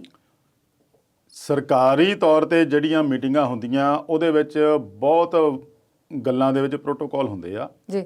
ਕਿਹੜੀ ਗੱਲ ਮੀਡੀਆ 'ਚ ਜਾਣੀ ਚਾਹੀਦੀ ਆ, ਕਿਹੜੀ ਨਹੀਂ ਜਾਣੀ ਚਾਹੀਦੀ ਆ, ਕਿਹੜੀ ਗੱਲ ਕਿੱਥੇ ਕਿਵੇਂ ਰੱਖਣੀ ਆ ਤੇ ਕਦੋਂ ਰੱਖਣੀ ਆ ਜੀ। ਇਸ ਸੰਬੰਧ ਵਿੱਚ ਜਦੋਂ ਕੋਈ ਇਹੋ ਜਿਹੇ ਲੈਵਲ ਦੀ ਪ੍ਰਧਾਨ ਮੰਤਰੀ ਲੈਵਲ ਦੀ ਮੀਟਿੰਗ ਹੁੰਦੀ ਹੋਵੇ ਤਾਂ ਉਦੋਂ ਬਹੁਤ ਖਾਸ ਖਿਆਲ ਰੱਖਣਾ ਪੈਂਦਾ ਜੀ। ਪਰ ਦਿੱਲੀ ਦੇ ਮੁੱਖ ਮੰਤਰੀ ਜੋ ਦੋਸ਼ ਲੱਗ ਰਹੇ ਆ ਵੀ ਉਹਨਾਂ ਨੇ ਉਸ ਮੀਟਿੰਗ ਨੂੰ ਹੀ ਆਪ ਦੇ ਪੇਜ ਤੋਂ ਲਾਈਵ ਕਰ ਦਿੱਤਾ। ਅੱਛਾ ਜੀ। ਇਹ ਬਹੁਤ ਵੱਡੀ ਇਹਦੇ ਤੇ ਦੋਸ਼ ਲੱਗੇ ਆ ਵੀ ਕੇਜਰੀਵਾਲ ਸਾਹਿਬ ਜਿਹੜੇ ਆ ਉਹ ਇਹੋ ਜਿਹੇ ਕੋਵਿਡ ਦੌਰ ਦੇ ਵਿੱਚ ਵੀ ਆਪ ਦੀ ਸਿਆਸਤ ਚਮਕਾਉਣ ਲੱਗੇ ਆ ਜੀ। ਲਾਈਵ ਕਰਨ ਦਾ ਮਤਲਬ ਬਣਦਾ ਨਹੀਂ ਸੀਗਾ ਜੀ, ਕਿਉਂਕਿ ਉਹ ਜੋ ਪ੍ਰੋਟੋਕਾਲ ਹੁੰਦਾ ਉਹਦੀਆਂ ਸਾਰੀਆਂ ਹਦਾਇਤਾਂ ਦੀ ਪਾਲਣਾ ਕਰਨੀ ਬਣਦੀ ਆ, ਕਿਉਂਕਿ ਉਹ ਵੀ ਇੱਕ ਸੰਵਿਧਾਨਕ ਅਹੁਦਾ ਆ ਤੇ ਗਾਹਾਂ ਜਿਹੜੇ ਪ੍ਰਧਾਨ ਮੰਤਰੀ ਸਾਹਿਬ ਉਹ ਤਾਂ ਫਿਰ ਹੈਗੇ ਬਹੁਤ ਉੱਚੇ ਅਹੁਦੇ ਤੇ ਆ। ਕਿਆ ਕੇਂਦਰ ਸਰਕਾਰ ਦੇ ਅਧਿਕਾਰੀ ਇਹਦੀ ਨਿਗਰਾਨੀ ਨਹੀਂ ਸੀ ਕਰ ਰਹੇ? ਨਹੀਂ, ਉਹ ਤਾਂ ਹੁਣ ਆਪੋ ਆਪਣੇ ਦਫ਼ਤਰਾਂ 'ਚ ਬੈਠੇ ਸੀ ਨਾ ਜੀ। ਨਿਗਰਾਨੀ ਤਾਂ ਹੁੰਦੀ ਜੇ ਉੱਥੇ ਮੀਟਿੰਗ ਹੁੰਦੀ ਟੇਬਲ ਤੇ ਜੀ। ਕੇਜਰੀਵਾਲ ਸਾਹਿਬ ਆਪਣੇ ਦਿੱਲੀ ਆਫਿਸ ਬੈਠੇ ਆ, ਮੁੱਖ ਮੰਤਰੀ ਕੈਪਟਨ ਅਮਰਿੰਦਰ ਸਿੰਘ ਚੰਡੀਗੜ੍ਹ ਆਪਣੇ ਆਫਿਸ ਬੈਠੇ ਆ, ਕੋਈ ਹੋਰ ਸਟੇਟ ਦੇ ਮੁੱਖ ਮੰਤਰੀ ਜਿਹੜੇ ਆ ਉਹ ਆਪੋ ਆਪਣੇ ਸਟੇਟਾਂ ਦੇ ਵਿੱਚ ਆਪਣੇ ਰਾਜਧਾਨੀਆਂ 'ਚ ਬੈਠੇ ਆ। ਉੱਥੋਂ ਦੀ ਨਿਗਰਾਨੀ ਤਾਂ ਉੱਥੋਂ ਦੇ ਆਪਣੇ ਕਰਨੇ ਹੁੰਦੇ ਨੇ, ਤਾਂ ਉੱਥੇ ਲਾਗੇ ਕੋਈ ਆਉਂਦਾ ਨਹੀਂ ਜੀ। ਸਿਰਫ ਇਕੱਲੇ ਨੇ ਗੱਲ ਕਰਨੀ ਹੁੰਦੀ ਆ ਤੇ ਉਹ ਨਿਗਰਾਨੀ ਉੱਥੇ ਕਿਹਨੇ ਕਰਨੀ ਸੀ? ਉਹ ਤਾਂ ਚੀਫ ਮਿਨਿਸਟਰ ਨੂੰ ਆਪਣੇ ਆਪ ਦੇਖਣਾ ਪੈਣਾ ਸੀਗਾ, ਜਿਹਦੇ ਕਰਕੇ ਪ੍ਰਧਾਨ ਮੰਤਰੀ ਹੋਰਾਂ ਨੇ ਵੀ ਬਹੁਤ ਸਖਤ ਇਤਰਾਜ਼ ਪ੍ਰਗਟਾਇਆ ਇਹਦੇ ਲਈ ਔਰ ਬਾਅਦ 'ਚ ਕੇਜਰੀਵਾਲ ਹੋਣਾ ਨੂੰ ਮਾਫੀ ਵੀ ਮੰਗਣੀ ਪਈ। ਇਹ ਇਸੇ ਕਰਕੇ ਆ ਵੀ ਕੇਂਦਰ ਦੇ ਜਿਹੜੇ ਹੋਰ ਵਜ਼ੀਰ ਆ ਉਹ ਸਾਰੇ ਹੀ ਇਹਦੇ ਖਿਲਾਫ ਖੜੇ ਹੋ ਗਏ ਵੀ ਇਹ ਸਿਆਸਤ ਹੀ ਚਮਕਾ ਰਹੇ ਆ ਜੀ। ਦੇਖੋ ਹੁਣ ਸਿਆਣਪ ਤਾਂ ਇਹਦੇ 'ਚ ਇਹ ਸੀਗੀ ਵੀ ਤੁਸੀਂ ਜਿਹੜੀ ਆਪ ਦੀ ਕੋਈ ਗੱਲ ਰੱਖਦੇ, ਕੋਈ ਮੰਗ ਰੱਖਦੇ, ਕੋਈ ਉਹਨਾਂ ਦੀ ਗੱਲ ਸੁਣਦੇ, ਤੁਹਾਨੂੰ ਕੋਈ ਦਿੱਕਤ ਆ ਪਰੇਸ਼ਾਨੀ ਆ, ਤੁਸੀਂ ਜੇ ਉਠਾਈ ਵੀ ਸੀਗੀ ਤਾਂ ਬਾਅਦ 'ਚ ਮੀਡੀਆ ਆ ਕੇ ਦੱਸਦੇ ਵੀ ਅਸੀਂ ਪ੍ਰਧਾਨ ਮੰਤਰੀ ਕੋਲ ਆਹ ਮੁੱਦਾ ਉਠਾਇਆ ਸੀਗਾ ਤਾਂ ਸਾਨੂੰ ਆਹ ਜਵਾਬ ਮਿਲਿਆ, ਜਾਂ ਸਾਡੇ ਕੋਲ ਆਹ ਘਾਟ ਆ, ਪ੍ਰਧਾਨ ਮੰਤਰੀ ਸਾਹਿਬ ਨੇ ਸਾਨੂੰ ਆਹ ਭਰੋਸਾ ਦਿੱਤਾ। ਇਹੋ ਜਿਹੀਆਂ ਗੱਲਾਂ ਬਾਹਰ ਆ ਕੇ ਕਰਨ ਵਾਲੀਆਂ ਹੁੰਦੀਆਂ, ਜਿਵੇਂ ਕਿ ਸਾਡੇ ਕੈਪਟਨ ਅਮਰਿੰਦਰ ਸਿੰਘ ਹੋਰਾਂ ਨੇ ਵੀ ਇਹ ਪ੍ਰੈਸ ਨੋਟ ਜਾਰੀ ਕਰਕੇ ਦੱਸਿਆ ਵੀ ਮੈਂ ਆਹ ਗੱਲਾਂ ਪੁੱਟ ਕੀਤੀਆਂ। ਪਰ ਜਦੋਂ ਤੁਸੀਂ ਲਾਈਵ ਚਲਾ ਦਿੰਦੇ ਆ ਤਾਂ ਉਹਦੇ ਵਿੱਚ ਕਈ ਗੱਲਾਂ ਤੁਹਾਡੀਆਂ ਆਪ ਦੀਆਂ ਬਿਊਰੋਕ੍ਰੇਸੀ ਦੀਆਂ, ਸਰਕਾਰ ਚਲਾਉਣ ਬਾਰੇ ਕਈ ਕੁਝ ਹੁੰਦਾ ਜਿਹੜੀਆਂ ਕਿ ਉਹ ਇੰਟਰਨਲ ਮੈਟਰ ਹੁੰਦੇ ਆ, ਉਹ ਨਹੀਂ ਨਿਕਲਣੇ ਚਾਹੀਦੇ। ਜਿਵੇਂ ਆਪਾਂ ਘਰ ਦੇ ਵਿੱਚ ਹੀ ਕਹਿ ਦਈਏ ਵੀ ਘਰ ਦੀ ਗੱਲ ਜਿਹੜੀ ਇੰਟਰਨਲ ਮੈਟਰ ਆ, ਜੇ ਉਹ ਬਾਹਰ ਨਿਕਲ ਜਾਵੇ ਤੇ ਫਿਰ ਲੋਕਾਂ ਨੂੰ ਮੌਕਾ ਮਿਲ ਜਾਂਦਾ। ਜੇ ਘਰ ਦੀ ਘਰ ਹੀ ਨਿਬੜ ਜਾਵੇ ਤੇ ਚੰਗਾ ਹੁੰਦਾ, ਬੇਸ਼ੱਕ ਉਹ ਪਾਰਟੀਆਂ ਵਿਰੋਧੀ ਹੋਣ। ਹੁਣ ਕਈ ਵਾਰੀ ਨੌ ਸੱਸ ਦਾ ਪਾਰਟੀਆਂ ਵਿਰੋਧੀ ਮੰਨਾ ਕੇ ਘਰ ਆ ਕੇ ਤਾਂ ਮਾਵਾਂ ਧੀ ਬਣ ਜਾਣ, ਚੰਗੀ ਗੱਲ ਆ। ਪਰ ਨੌ ਧੀ ਨੂੰ ਆਪਾਂ ਹਮੇਸ਼ਾ ਇਹ ਸੋਚਦੇ ਪਏ ਇੱਕ ਦੂਜੇ ਦੇ ਵਿਰੋਧੀ ਚੱਲੀਆਂ ਆ ਰਹੀਆਂ, ਸਦੀਆਂ ਤੋਂ ਇਹ ਰਵਾਇਤ ਚੱਲੀ ਆ ਰਹੀ ਆ। ਪਰ ਜਦੋਂ ਉਹਨਾਂ ਦੀ ਗੱਲ ਬਾਹਰ ਨਿਕਲ ਜਾਂਦੀ ਤਾਂ ਫਿਰ ਉਹ ਦੋਨਾਂ ਨੂੰ ਚੱਕਣ ਵਾਲਾ ਕੰਮ ਹੋ ਜਾਂਦਾ ਤੇ ਉੱਥੇ ਲੜਾਈ ਵੱਧ ਜਾਂਦੀ ਆ। ਇਹਦੇ ਵਿੱਚ ਵੀ ਆਈਆਂ, ਬੇਸ਼ੱਕ ਪਾਰਟੀਆਂ ਕਿਸੇ ਵੀ ਸਰਕਾਰ ਪਾਰਟੀ ਦੀ ਸਰਕਾਰ ਹੋਵੇ, ਪਰ ਕੰਮ ਤਾਂ ਪ੍ਰਧਾਨ ਮੰਤਰੀ ਹੋਰਾਂ ਨਾਲ ਤੁਹਾਡੀ ਮੀਟਿੰਗ ਆ, ਉਹਦੇ ਵਿੱਚ ਇੱਕ ਸ਼ਿਸ਼ਟਾਚਾਰ ਹੁੰਦਾ, ਇੱਕ ਅਨੁਸ਼ਾਸਨ ਹੁੰਦਾ, ਜਿਹਦੇ ਵਿੱਚ ਰਹਿ ਕੇ ਤੁਸੀਂ ਮੀਟਿੰਗ ਕਰਨੀ ਹੁੰਦੀ ਆ। ਤੇ ਉਹਦਾ ਵਰਚੁਅਲ ਮੀਟਿੰਗ ਦਾ ਕੀ ਫਾਇਦਾ ਹੋਇਆ? ਫਿਰ ਤੁਸੀਂ ਜਨਤਕ ਕਰ ਲਓ, ਫਿਰ ਤਾਂ ਮਤਲਬ ਹੀ ਕੋਈ ਨਹੀਂ ਹੈਗਾ। ਸੋ ਇਹਦੇ ਵਿੱਚ ਇਹਨਾਂ ਦੀ ਵਾਕਈ ਜਿਹੜੀ ਆ ਬਹੁਤ ਵੱਡੀ ਗਲਤੀ ਸਾਬਤ ਹੋਈ ਆ, ਜਿਹਦੇ ਲਈ ਉਹਨਾਂ ਨੇ ਮਾਫੀ ਵੀ ਮੰਗਣੀ ਪਈ ਆ। ਪਰ ਇਹਨੂੰ ਸਿਆਸਤ ਨਾਲ ਵੀ ਜੋੜਨ ਲੱਗ ਪਏ ਆ ਔਰ ਜੁੜਿਆ ਵੀ ਜਾਣਾ ਆ ਵੀ ਇਹਨਾਂ ਨੇ ਸਿਆਸਤ ਕਰਕੇ ਹੀ ਲਾਈਵ ਕੀਤਾ ਵੀ ਦੇਖੋ ਸਾਡੇ ਨਾਲ ਗੱਲਬਾਤ ਕੀ ਹੋ ਰਹੀ ਆ। ਹਾਂ, ਸਾਡੇ ਕੋਲੋਂ ਮੁਆਫੀ ਮੰਗਾਈ ਜਾ ਰਹੀ ਹੈ, ਇਦਾਂ ਕਰਕੇ ਕੁਝ ਆਪ ਹੀ ਮੰਗੀ ਉਹਨੇ, ਕਿਹਾ ਨਹੀਂ ਜੀ। ਮੁਆਫੀ ਕਹਿ ਮੰਗਣ ਲਈ ਕਿਸੇ ਨੇ ਨਹੀਂ ਕਿਹਾ, ਪਰ ਉਹਨੇ ਸਖਤ ਇਤਰਾਜ਼ ਕਰਕੇ ਝਾੜ ਜ਼ਰੂਰ ਪਾਈ ਪ੍ਰਧਾਨ ਮੰਤਰੀ ਹੋਰਾਂ ਨੇ, ਜੋ ਬਣਦਾ ਵੀ ਸੀਗਾ। ਦੇਖੋ, ਜੋ ਸ਼ਿਸ਼ਟਾਚਾਰ ਆ ਉਹਦੇ ਪ੍ਰਤੀ ਆਪਾਂ ਵੀ ਮੁਨੱਕਰ ਨਹੀਂ ਹੋ ਸਕਦੇ, ਜੋ ਪ੍ਰੋਟੋਕਾਲ ਆ ਉਹਦੇ ਪ੍ਰਤੀ ਵੀ ਆਪਾਂ ਮੁਨੱਕਰ ਨਹੀਂ ਹੋ ਸਕਦੇ ਆ, ਤੇ ਇਸ ਕਰਕੇ ਉਹਨਾਂ ਨੂੰ ਇਹ ਇਤਰਾਜ਼ ਜ਼ਰੂਰ ਪ੍ਰਗਟਾਇਆ ਵੀ ਇਦਾਂ ਹੋਣੀ ਨਹੀਂ ਚਾਹੀਦੀ ਸੀਗੀ, ਜਿਹਦੇ ਕਰਕੇ ਉਹਨੇ ਮਾਫੀ ਆਪਣੇ ਆਪ ਮੰਗੀ। ਉਹਨੂੰ ਵੀ ਅਹਿਸਾਸ ਹੋ ਗਿਆ ਵੀ ਹਾਂ ਮੈਂ ਗਲਤ ਕੀਤਾ ਜੀ। ਤੇ ਇੱਧਰ ਸਾਡੇ ਮੁੱਖ ਮੰਤਰੀ ਜਿਹੜੇ ਪੰਜਾਬ ਦੇ ਨੇ ਕੈਪਟਨ ਅਮਰਿੰਦਰ ਸਿੰਘ, ਉਹ ਕੇਂਦਰ ਸਰਕਾਰ ਤੇ ਦੋਸ਼ ਮੜ ਰਹੇ ਨੇ ਜੀ ਵਿਤਕਰੇ ਦਾ। ਕਿਹੜੇ ਕੰਮ 'ਚ ਵਿਤਕਰਾ ਹੋ ਰਿਹਾ? ਇਹ ਉਹੀ ਗੱਲ ਹੈ ਜੀ, ਆਕਸੀਜਨ ਦੀ ਸਪਲਾਈ ਨੂੰ ਲੈ ਕੇ ਆ। ਜਿਵੇਂ ਕੇਜਰੀਵਾਲ ਸਾਹਿਬ ਨੇ ਪਿਛਲੇ ਦਿਨੀ ਦੋਸ਼ ਲਾਇਆ ਸੀਗਾ ਵੀ ਸਾਡੇ ਵੱਲ ਨੂੰ ਟੈਂਕਰ ਆਉਂਦੇ ਜਿਹੜੇ ਆ ਉਹ ਪਾਣੀਪਤ ਕੋਲ ਹਰਿਆਣੇ ਨੇ ਰੋਕ ਲਏ ਜੀ। ਇਹਦਾ ਰੌਲਾ ਬਹੁਤ ਪਿਆ ਸੀਗਾ ਵੀ ਇੱਕ ਸਟੇਟ ਦੂਜੇ ਸਟੇਟ ਨੂੰ ਜਾਂਦੀ ਚੀਜ਼ ਨੂੰ ਕਿਵੇਂ ਰੋਕ ਸਕਦਾ ਜੀ। ਆਕਸੀਜਨ ਦਾ ਕੋਟਾ ਕੱਲੇ ਸਟੇਟ ਦਾ ਨਿਰਧਾਰਿਤ ਕਰਨਾ ਹੁੰਦਾ ਸੈਂਟਰ ਨੇ ਜੀ। ਹੁਣ ਮੰਨ ਲਓ ਦਿੱਲੀ 'ਚ ਹਾਲਾਤ ਬਹੁਤ ਖਰਾਬ ਆ ਤੇ ਉਹਦੇ ਵਿੱਚ ਆਕਸੀਜਨ ਦੀ ਇੱਕਦਮ ਜਿਹੜੀ ਲੋੜ ਮੰਗਿਆ ਵੱਧ ਗਈ, ਤੇ ਉਹ ਕੋਟਾ ਜਿਹੜਾ ਵਧਾਉਣ ਦਾ ਕੰਮ ਵੀ ਇੱਕ ਸੈਂਟਰ ਨੇ ਕਰਨਾ ਹੁੰਦਾ। ਤੇ ਇਹਨਾਂ ਨੇ ਕਿਹਾ ਵੀ ਸਾਡੇ ਕੋਲ ਇਸ ਵੇਲੇ ਜਿਹੜਾ ਤੁਹਾਡਾ ਕੋਟਾ ਸੀਗਾ ਉਹਦੇ ਤੋਂ ਇੰਨਾ ਕੁ ਰਹਿ ਗਿਆ, ਹੋਰ ਸਾਨੂੰ ਹੋਰ ਦੇ ਦਿਓ। ਹੁਣ ਉਹ ਦੋਸ਼ ਇਹ ਲੱਗ ਰਹੇ ਸੀਗੇ ਵੀ ਹਰਿਆਣੇ ਵਾਲਿਆਂ ਨੇ ਇਹਨਾਂ ਦੇ ਜਿੰਨੇ ਕੁ ਸਪਲਾਈ ਦੇ ਟਰੱਕ ਆਏ ਸੀਗੇ, ਟੈਂਕਰ ਆਏ ਸੀਗੇ, ਉਹ ਰੋਕ ਲਏ। ਹਾਲਾਂਕਿ ਹਰਿਆਣੇ ਵਾਲਿਆਂ ਨੇ ਇਸ ਗੱਲ ਤੋਂ ਇਨਕਾਰ ਕੀਤਾ ਪਿਆ ਜੀ ਕੋਈ ਗੱਲ ਨਹੀਂ ਹੋਈ। ਇਹੀ ਕੰਮ ਜਿਹੜਾ ਕੈਪਟਨ ਅਮਰਿੰਦਰ ਸਿੰਘ ਹੋਰਾਂ ਨੇ ਦੋਸ਼ ਲਾਇਆ ਸੈਂਟਰ ਤੇ ਵੀ ਸਾਨੂੰ ਜਿਹੜੇ ਆਕਸੀਜਨ ਸਪਲਾਈ ਆਉਂਦੀ ਆ ਪੰਜਾਬ 'ਚ ਉਹ ਰੋਕੀ ਜਾ ਰਹੀ ਆ, ਵੀ ਇਹ ਠੀਕ ਨਹੀਂ ਆ, ਪੱਖਪਾਤੀ ਰਵੱਈਆ, ਇਹਨੂੰ ਇੱਕ ਸਾਰਤਾ ਲਿਆਓ। ਹਰੇਕ ਸਟੇਟ ਨੂੰ ਜੇ ਕਿਸੇ ਚੀਜ਼ ਦੀ ਸਪਲਾਈ ਜਾਂਦੀ ਆ, ਚਾਹੇ ਆਕਸੀਜਨ ਆ, ਚਾਹੇ ਜਿਹੜੇ ਲਾਈਫ ਸੇਵਿੰਗ ਡਰੱਗਸ ਆ, ਦਵਾਈਆਂ ਆ ਜਿਹੜੀ ਕਿ ਕਰੋਨਾ ਕਾਲ ਦੇ ਵਿੱਚ ਬਹੁਤ ਜ਼ਰੂਰੀ ਆ, ਜੇ ਉਹਦੀ ਸਪਲਾਈ ਆਉਂਦੀ ਆ ਕਿਸੇ ਵੀ ਸਟੇਟ ਤੋਂ ਕਿਤੋਂ ਵੀ ਭੇਜਦਾ ਕੇਂਦਰ ਪ੍ਰਬੰਧ ਕਰਕੇ, ਤੇ ਉਹਦੀ ਇਕਸਾਰਤਾ ਹੋਣੀ ਚਾਹੀਦੀ ਆ। ਇਸ ਗੱਲ ਨੂੰ ਲੈ ਕੇ ਉਹਨਾਂ ਨੇ ਇਤਰਾਜ਼ ਜਤਾਇਆ ਵੀ ਪੰਜਾਬ 'ਚ ਫਿਲਹਾਲ ਤਾਂ ਉਹਨਾਂ ਨੇ ਕਿਹਾ ਸੀਗਾ ਵੀ ਆਕਸੀਜਨ ਦੀ ਹਲੇ ਘਾਟ ਹੈ ਨਹੀਂ, ਫਿਰ ਵੀ ਉਹਨਾਂ ਨੂੰ ਸੀਗਾ ਵੀ ਇਹਦੀ ਜਿਹੜੀ ਮੰਗ ਵੱਧ ਜਾਣੀ ਆ ਜਿੱਦਾਂ ਦੇ ਹਾਲਾਤ ਬਣਦੇ ਜਾ ਰਹੇ। ਤੇ ਵਰਤਮਾਨ ਸਥਿਤੀ ਦੀ ਗੱਲ ਕਰੀਏ, ਕਰੋਨਾ ਦੇ ਮਾਮਲੇ ਤੇ ਆਕਸੀਜਨ ਦੀ ਸਪਲਾਈ ਤੇ ਹੋਰ ਸਾਰੇ ਹਾਲਾਤ ਇਸ ਵੇਲੇ ਕੀ ਬੋਲਦੇ ਨੇ? ਦੇਖੋ ਜੀ, ਦੇਸ਼ ਭਰ ਦੇ ਹਾਲਾਤ ਮੈਂ ਜ਼ਿਕਰ ਕੀਤਾ ਵੀ 3.5 ਲੱਖ ਤੱਕ ਪਹੁੰਚ ਗਏ ਆ, 26-2700 ਤੱਕ ਮੌਤਾਂ ਦਾ ਅੰਕੜਾ ਪਹੁੰਚ ਗਿਆ। ਇਸੇ ਤਰੀਕੇ ਨਾਲ ਪੰਜਾਬ ਦੇ ਵਿੱਚ ਵੀ 5-6 ਦਿਨ ਤੋਂ ਲਗਾਤਾਰ 5-6 ਹਜ਼ਾਰ ਤੋਂ ਉੱਪਰ ਮਾਮਲੇ ਆ ਰਹੇ ਆ, ਔਰ ਸਭ ਤੋਂ ਵੱਧ ਪ੍ਰਭਾਵਿਤ ਜ਼ਿਲ੍ਹੇ ਉਹ 10 ਗਿਣੇ ਗਏ ਆ, ਜਿਨ੍ਹਾਂ ਵਿੱਚ ਸਭ ਤੋਂ ਉੱਪਰ ਜਿਹੜਾ ਹੈ ਉਹ ਜਲੰਧਰ ਤੇ ਲੁਧਿਆਣਾ ਆ। ਇੱਥੇ ਚਾਹੇ ਜਿਹੜੇ ਮਾਮਲਿਆਂ ਦੀ ਗਿਣਤੀ ਬੇਸ਼ੱਕ ਘੱਟ ਆ, ਪਰ ਮੌਤ ਦਰ ਬਹੁਤ ਜ਼ਿਆਦਾ ਆ। ਇਹੋ ਜਿਹੇ ਜ਼ਿਲ੍ਹੇ ਹੋਰ ਵੀ ਆ, ਤਰਨਤਾਰਨ ਹੋਇਆ, ਗੁਰਦਾਸਪੁਰ ਹੋਇਆ, ਮੋਹਾਲੀ ਦਾ ਵੀ ਜ਼ਿਕਰ, ਮੋਹਾਲੀ ਦਾ ਜ਼ਿਕਰ ਤਾਂ ਉਹ ਨਾਜ਼ੁਕ ਬਣਿਆ ਹੋਇਆ ਉੱਥੇ। ਤੇ ਇਹਨਾਂ 2-3 ਜ਼ਿਲ੍ਹੇ ਜਿਹੜੇ ਪਹਿਲਾਂ ਦੱਸੇ, ਇਹਨਾਂ ਵਿੱਚ ਇਹ ਆਪੇ ਕਹਿੰਦੇ ਬੇਸ਼ੱਕ ਮਾਮਲੇ ਭਾਵੇਂ ਘੱਟ ਆ, ਪਰ ਮੌਤਾਂ ਦੀ ਰਫ਼ਤਾਰ ਬਹੁਤ ਜ਼ਿਆਦਾ ਹੋ ਰਹੀ ਆ। ਇਹਦੇ ਵਿੱਚ ਦੱਸਿਆ ਇਹ ਜਾ ਰਿਹਾ ਵੀ ਜਿਹੜਾ ਦੂਜਾ ਤੀਜਾ ਮਿਊਟੈਂਟ ਵੇਰੀਐਂਟ ਆਇਆ ਜਿਹੜਾ, ਉਹ ਬਹੁਤ ਖਤਰਨਾਕ ਆ। ਉਹ ਬੇਸ਼ੱਕ ਮਾਹਰ ਜਿਹੜੇ ਕਹਿ ਰਹੇ ਆ ਵੀ ਜਿਹੜੀ ਸਾਡੀ ਹੋਣ ਦੀ ਟੀਕਾ ਲੱਗਣ ਵਾਲੀ ਜਿਹੜੀ ਲੱਗ ਰਹੇ ਆ ਟੀਕੇ ਜਿਹੜੇ ਦੇਸ਼ ਵਿੱਚ, ਉਹ ਇਹਨਾਂ ਦੇ ਉੱਤੇ ਵੀ ਕਾਰਗਰ ਆ, ਪਰ ਹਾਲੇ ਵੀ ਉਹ ਘਾਤਕ ਪਹਿਲਾਂ ਨਾਲੋਂ ਜ਼ਿਆਦਾ ਸਿੱਧ ਹੋ ਰਿਹਾ। ਇਹ ਵਿਦੇਸ਼ਾਂ 'ਚ ਵੀ ਪ੍ਰੂਵ ਹੋ ਗਿਆ। ਇੰਗਲੈਂਡ ਨੇ ਵੀ ਕਿਹਾ ਸੀ ਤੇ ਬ੍ਰਾਜ਼ੀਲ, ਦੱਖਣੀ ਅਫਰੀਕਾ ਨੇ ਵੀ ਕਿਹਾ ਸੀ, ਤੇ ਜਿਹੜੇ ਨਵੇਂ ਵੇਰੀਐਂਟ ਆਏ ਆ ਮਿਊਟੈਂਟ ਹੋ ਕੇ, ਉਹ ਪਹਿਲੇ ਕਰੋਨਾ ਨਾਲੋਂ ਵੀ ਜ਼ਿਆਦਾ ਘਾਤਕ ਆ, ਕਿਉਂਕਿ ਉਹਨਾਂ ਦੇ ਜਿਹੜੇ ਸਿੰਪਟਮ ਬਹੁਤ ਘੱਟ ਦਿਖਾਈ ਦਿੰਦੇ ਆ, ਤੇ ਜਦੋਂ ਤੱਕ ਦਿਖਾਈ ਦਿੰਦੇ ਆ ਉਦੋਂ ਤੱਕ ਮਰੀਜ਼ ਦੀ ਹਾਲਤ ਕਾਫੀ ਖਰਾਬ ਹੋ ਜਾਂਦੀ ਆ। ਇਸ ਕਰਕੇ ਇਹਦੇ ਪ੍ਰਤੀ ਵੀ ਇਹਨਾਂ ਨੂੰ ਗੰਭੀਰਤਾ ਨਾਲ ਸੋਚ ਕੇ ਕਰਨਾ ਪਊਗਾ ਵੀ ਹਜੇ ਤੱਕ ਇਹਨਾਂ ਨੂੰ ਉਹਦਾ ਤੋੜ ਨਹੀਂ ਲੱਭਾ। ਬੇਸ਼ੱਕ ਕਰੋਨਾ ਦਾ ਤੋੜ ਲੱਭਿਆ, ਪਰ ਜਿਹੜੇ ਇੰਜੈਕਸ਼ਨ ਦੀ ਗੱਲ ਮਾਹਰ ਵਿਗਿਆਨੀ ਕਰ ਰਹੇ ਆ ਵੀ ਉਹ ਇੰਜੈਕਸ਼ਨ ਇਸ ਤੇ ਵੀ ਲਾਗੂ ਹੋਣਗੇ। ਹੁਣ ਤਾਂ ਆਕਸਫੋਰਡ ਦੀ ਵੀ ਇੱਕ ਆਈ ਸੀਗੀ, ਅਧਿਐਨ ਆਇਆ ਸੀਗਾ, ਜਿਹਦੇ ਵਿੱਚ ਉਹਨਾਂ ਨੇ ਕਿਹਾ ਸੀ ਵੀ ਐਸਟਰਾਜੈਨੇਕਾ ਜਿਹੜੀ ਆਪਾਂ ਕੋਵਿਸ਼ੀਲਡ ਲਾਉਂਦੇ ਆ ਤੇ ਜਿਹੜੀ ਫਾਈਜ਼ਰ ਆ, ਉਹਦੀ ਜਿਹੜੀ ਕਾਰਗਰਤਾ ਆ ਉਹ ਹੋਰ ਵੀ ਪਰਸੈਂਟੇਜ ਵੱਧ ਗਈ ਆ, ਤੇ ਆਪਾਂ ਇੱਕ ਸ਼ਾਟ ਜਾਂ ਇੱਕ ਡੋਜ਼ ਲੈ ਕੇ ਹੀ ਸਰ ਜਾਊਗਾ। ਤੇ ਉਹਦੇ ਵਿੱਚ ਉਹਨਾਂ ਨੇ ਵੀ ਨਾਲ ਕਿਹਾ ਸੀਗਾ ਵੀ ਕਾਫੀ ਹੱਦ ਤੱਕ ਨਵੇਂ ਵੇਰੀਐਂਟ ਤੇ ਵੀ ਕਾਰਗਰ ਆ। ਕੁੱਲ ਮਿਲਾ ਕੇ ਗੱਲ ਫਿਰ ਉੱਥੇ ਆ ਜਾਂਦੀ ਆ ਵੀ ਲੋਕਾਂ ਤੇ ਹੀ ਨਿਰਭਰ ਆ। ਤੁਸੀਂ ਗੱਲ ਕਰਦੇ ਸੀਗੇ ਵੀ ਜਦੋਂ ਪਿਛਲੀ ਵਾਰੀ ਤਾਲਾਬੰਦੀ ਲਾਈ ਸੀਗੀ ਉਦੋਂ ਕੇਸਾਂ ਦੀ ਗਿਣਤੀ 500,000 ਸੀਗੀ।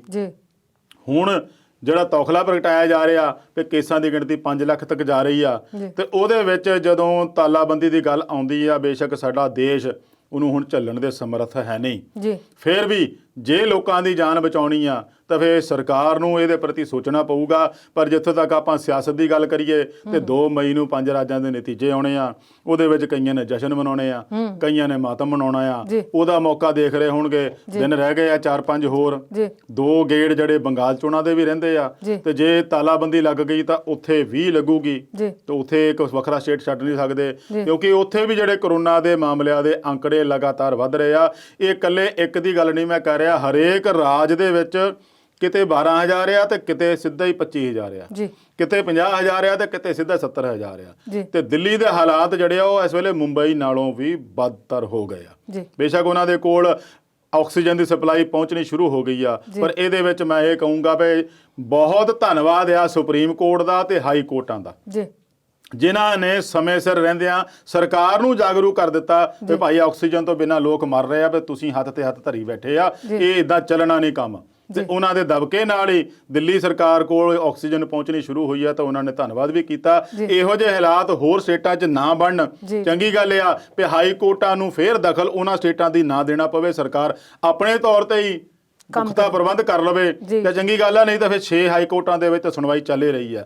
ਸੁਪਰੀਮ ਕੋਰਟ ਨੂੰ ਵੀ ਪੁੱਛਿਆ ਗਿਆ ਸੀਗਾ ਵੀ ਉਹ ਹਾਈ ਕੋਰਟ ਦੇ ਜਿਹੜੇ ਕੇਸ ਚੱਲਦੇ ਪਏ ਆ, ਸਰਕਾਰੀ ਵਕੀਲ ਨੇ ਵੀ ਉਹਨਾਂ ਦਾ ਕੀ ਤੁਸੀਂ ਉਹਨਾਂ ਤੇ ਰੋਕ ਲਾਉਂਗੇ ਜਾਂ ਕੀ ਕਰੋਗੇ? ਤੇ ਉਹਨਾਂ ਨੇ ਕਿਹਾ ਸੀਗਾ ਵੀ ਅਸੀਂ ਸਵੈ ਨੋਟਿਸ ਲਿਆਇਆ, ਨਾ ਕਿ ਉਹਨਾਂ ਦੀ ਸੁਣਵਾਈ ਦੇ ਦੌਰਾਨ ਕੋਈ ਅਸੀਂ ਰੋਕ ਲਾਉਣੀ ਆ। ਉਹ ਆਪ ਦੇ ਪੱਧਰ ਤੇ ਸਟੇਟ ਲੈਵਲ ਤੇ ਸਰਕਾਰ ਨੂੰ ਜਗਾ ਰਹੇ ਆ। ਅਸੀਂ ਤਾਂ ਸਾਰੇ ਦੇਸ਼ ਨੂੰ ਜਗਾਉਣਾ ਚਾਹੁੰਦੇ ਆ, ਤੁਹਾਡੇ ਸਰਕਾਰ ਨੂੰ ਵੀ ਜਗਾਉਣਾ ਚਾਹੁੰਦੇ ਆ ਵੀ ਮਨੁੱਖਤਾ ਇਸ ਵੇਲੇ ਖਤਰੇ ਦੇ ਵਿੱਚ ਆ, ਵੀ ਇਹੋ ਜਿਹੇ ਹਾਲਾਤ ਹੋਰ ਨਾ ਖਰਾਬ ਹੋ ਜਾਣ ਵੀ ਜਿੱਦਾਂ ਦੇ ਸਾਨੂੰ ਦੇਖਣ ਨੂੰ ਮਿਲ ਰਹੇ ਆ ਵੀ ਸ਼ਮਸ਼ਾਨ ਘਾਟ ਵੀ ਭਰੇ ਪਏ ਆ ਤੇ ਜਿਹੜੇ ਹਸਪੀਟਲ ਆ ਉਹਨਾਂ ਦੇ ਵਿੱਚ ਮਰੀਜ਼ਾਂ ਦੀ ਇੰਨੀ ਕੁ ਗਿਣਤੀ ਆ ਵੀ ਮੈਂ ਪਹਿਲਾਂ ਦੱਸ ਕੇ ਹਟਿਆ ਵੀ ਲੋਕਾਂ ਨੂੰ ਰੋਡਾਂ ਦੇ ਉੱਤੇ ਰਹਿ ਕੇ ਆਕਸੀਜਨ ਸਪਲਾਈ ਲੈਣੀ ਪੈ ਰਹੀ ਆ। ਅਵਤਾਰ ਜੀ ਅਗਲੇ ਮੁੱਦੇ ਤੇ ਚਰਚਾ ਕਰਾਂਗੇ ਬ੍ਰੇਕ ਤੋਂ ਬਾਅਦ।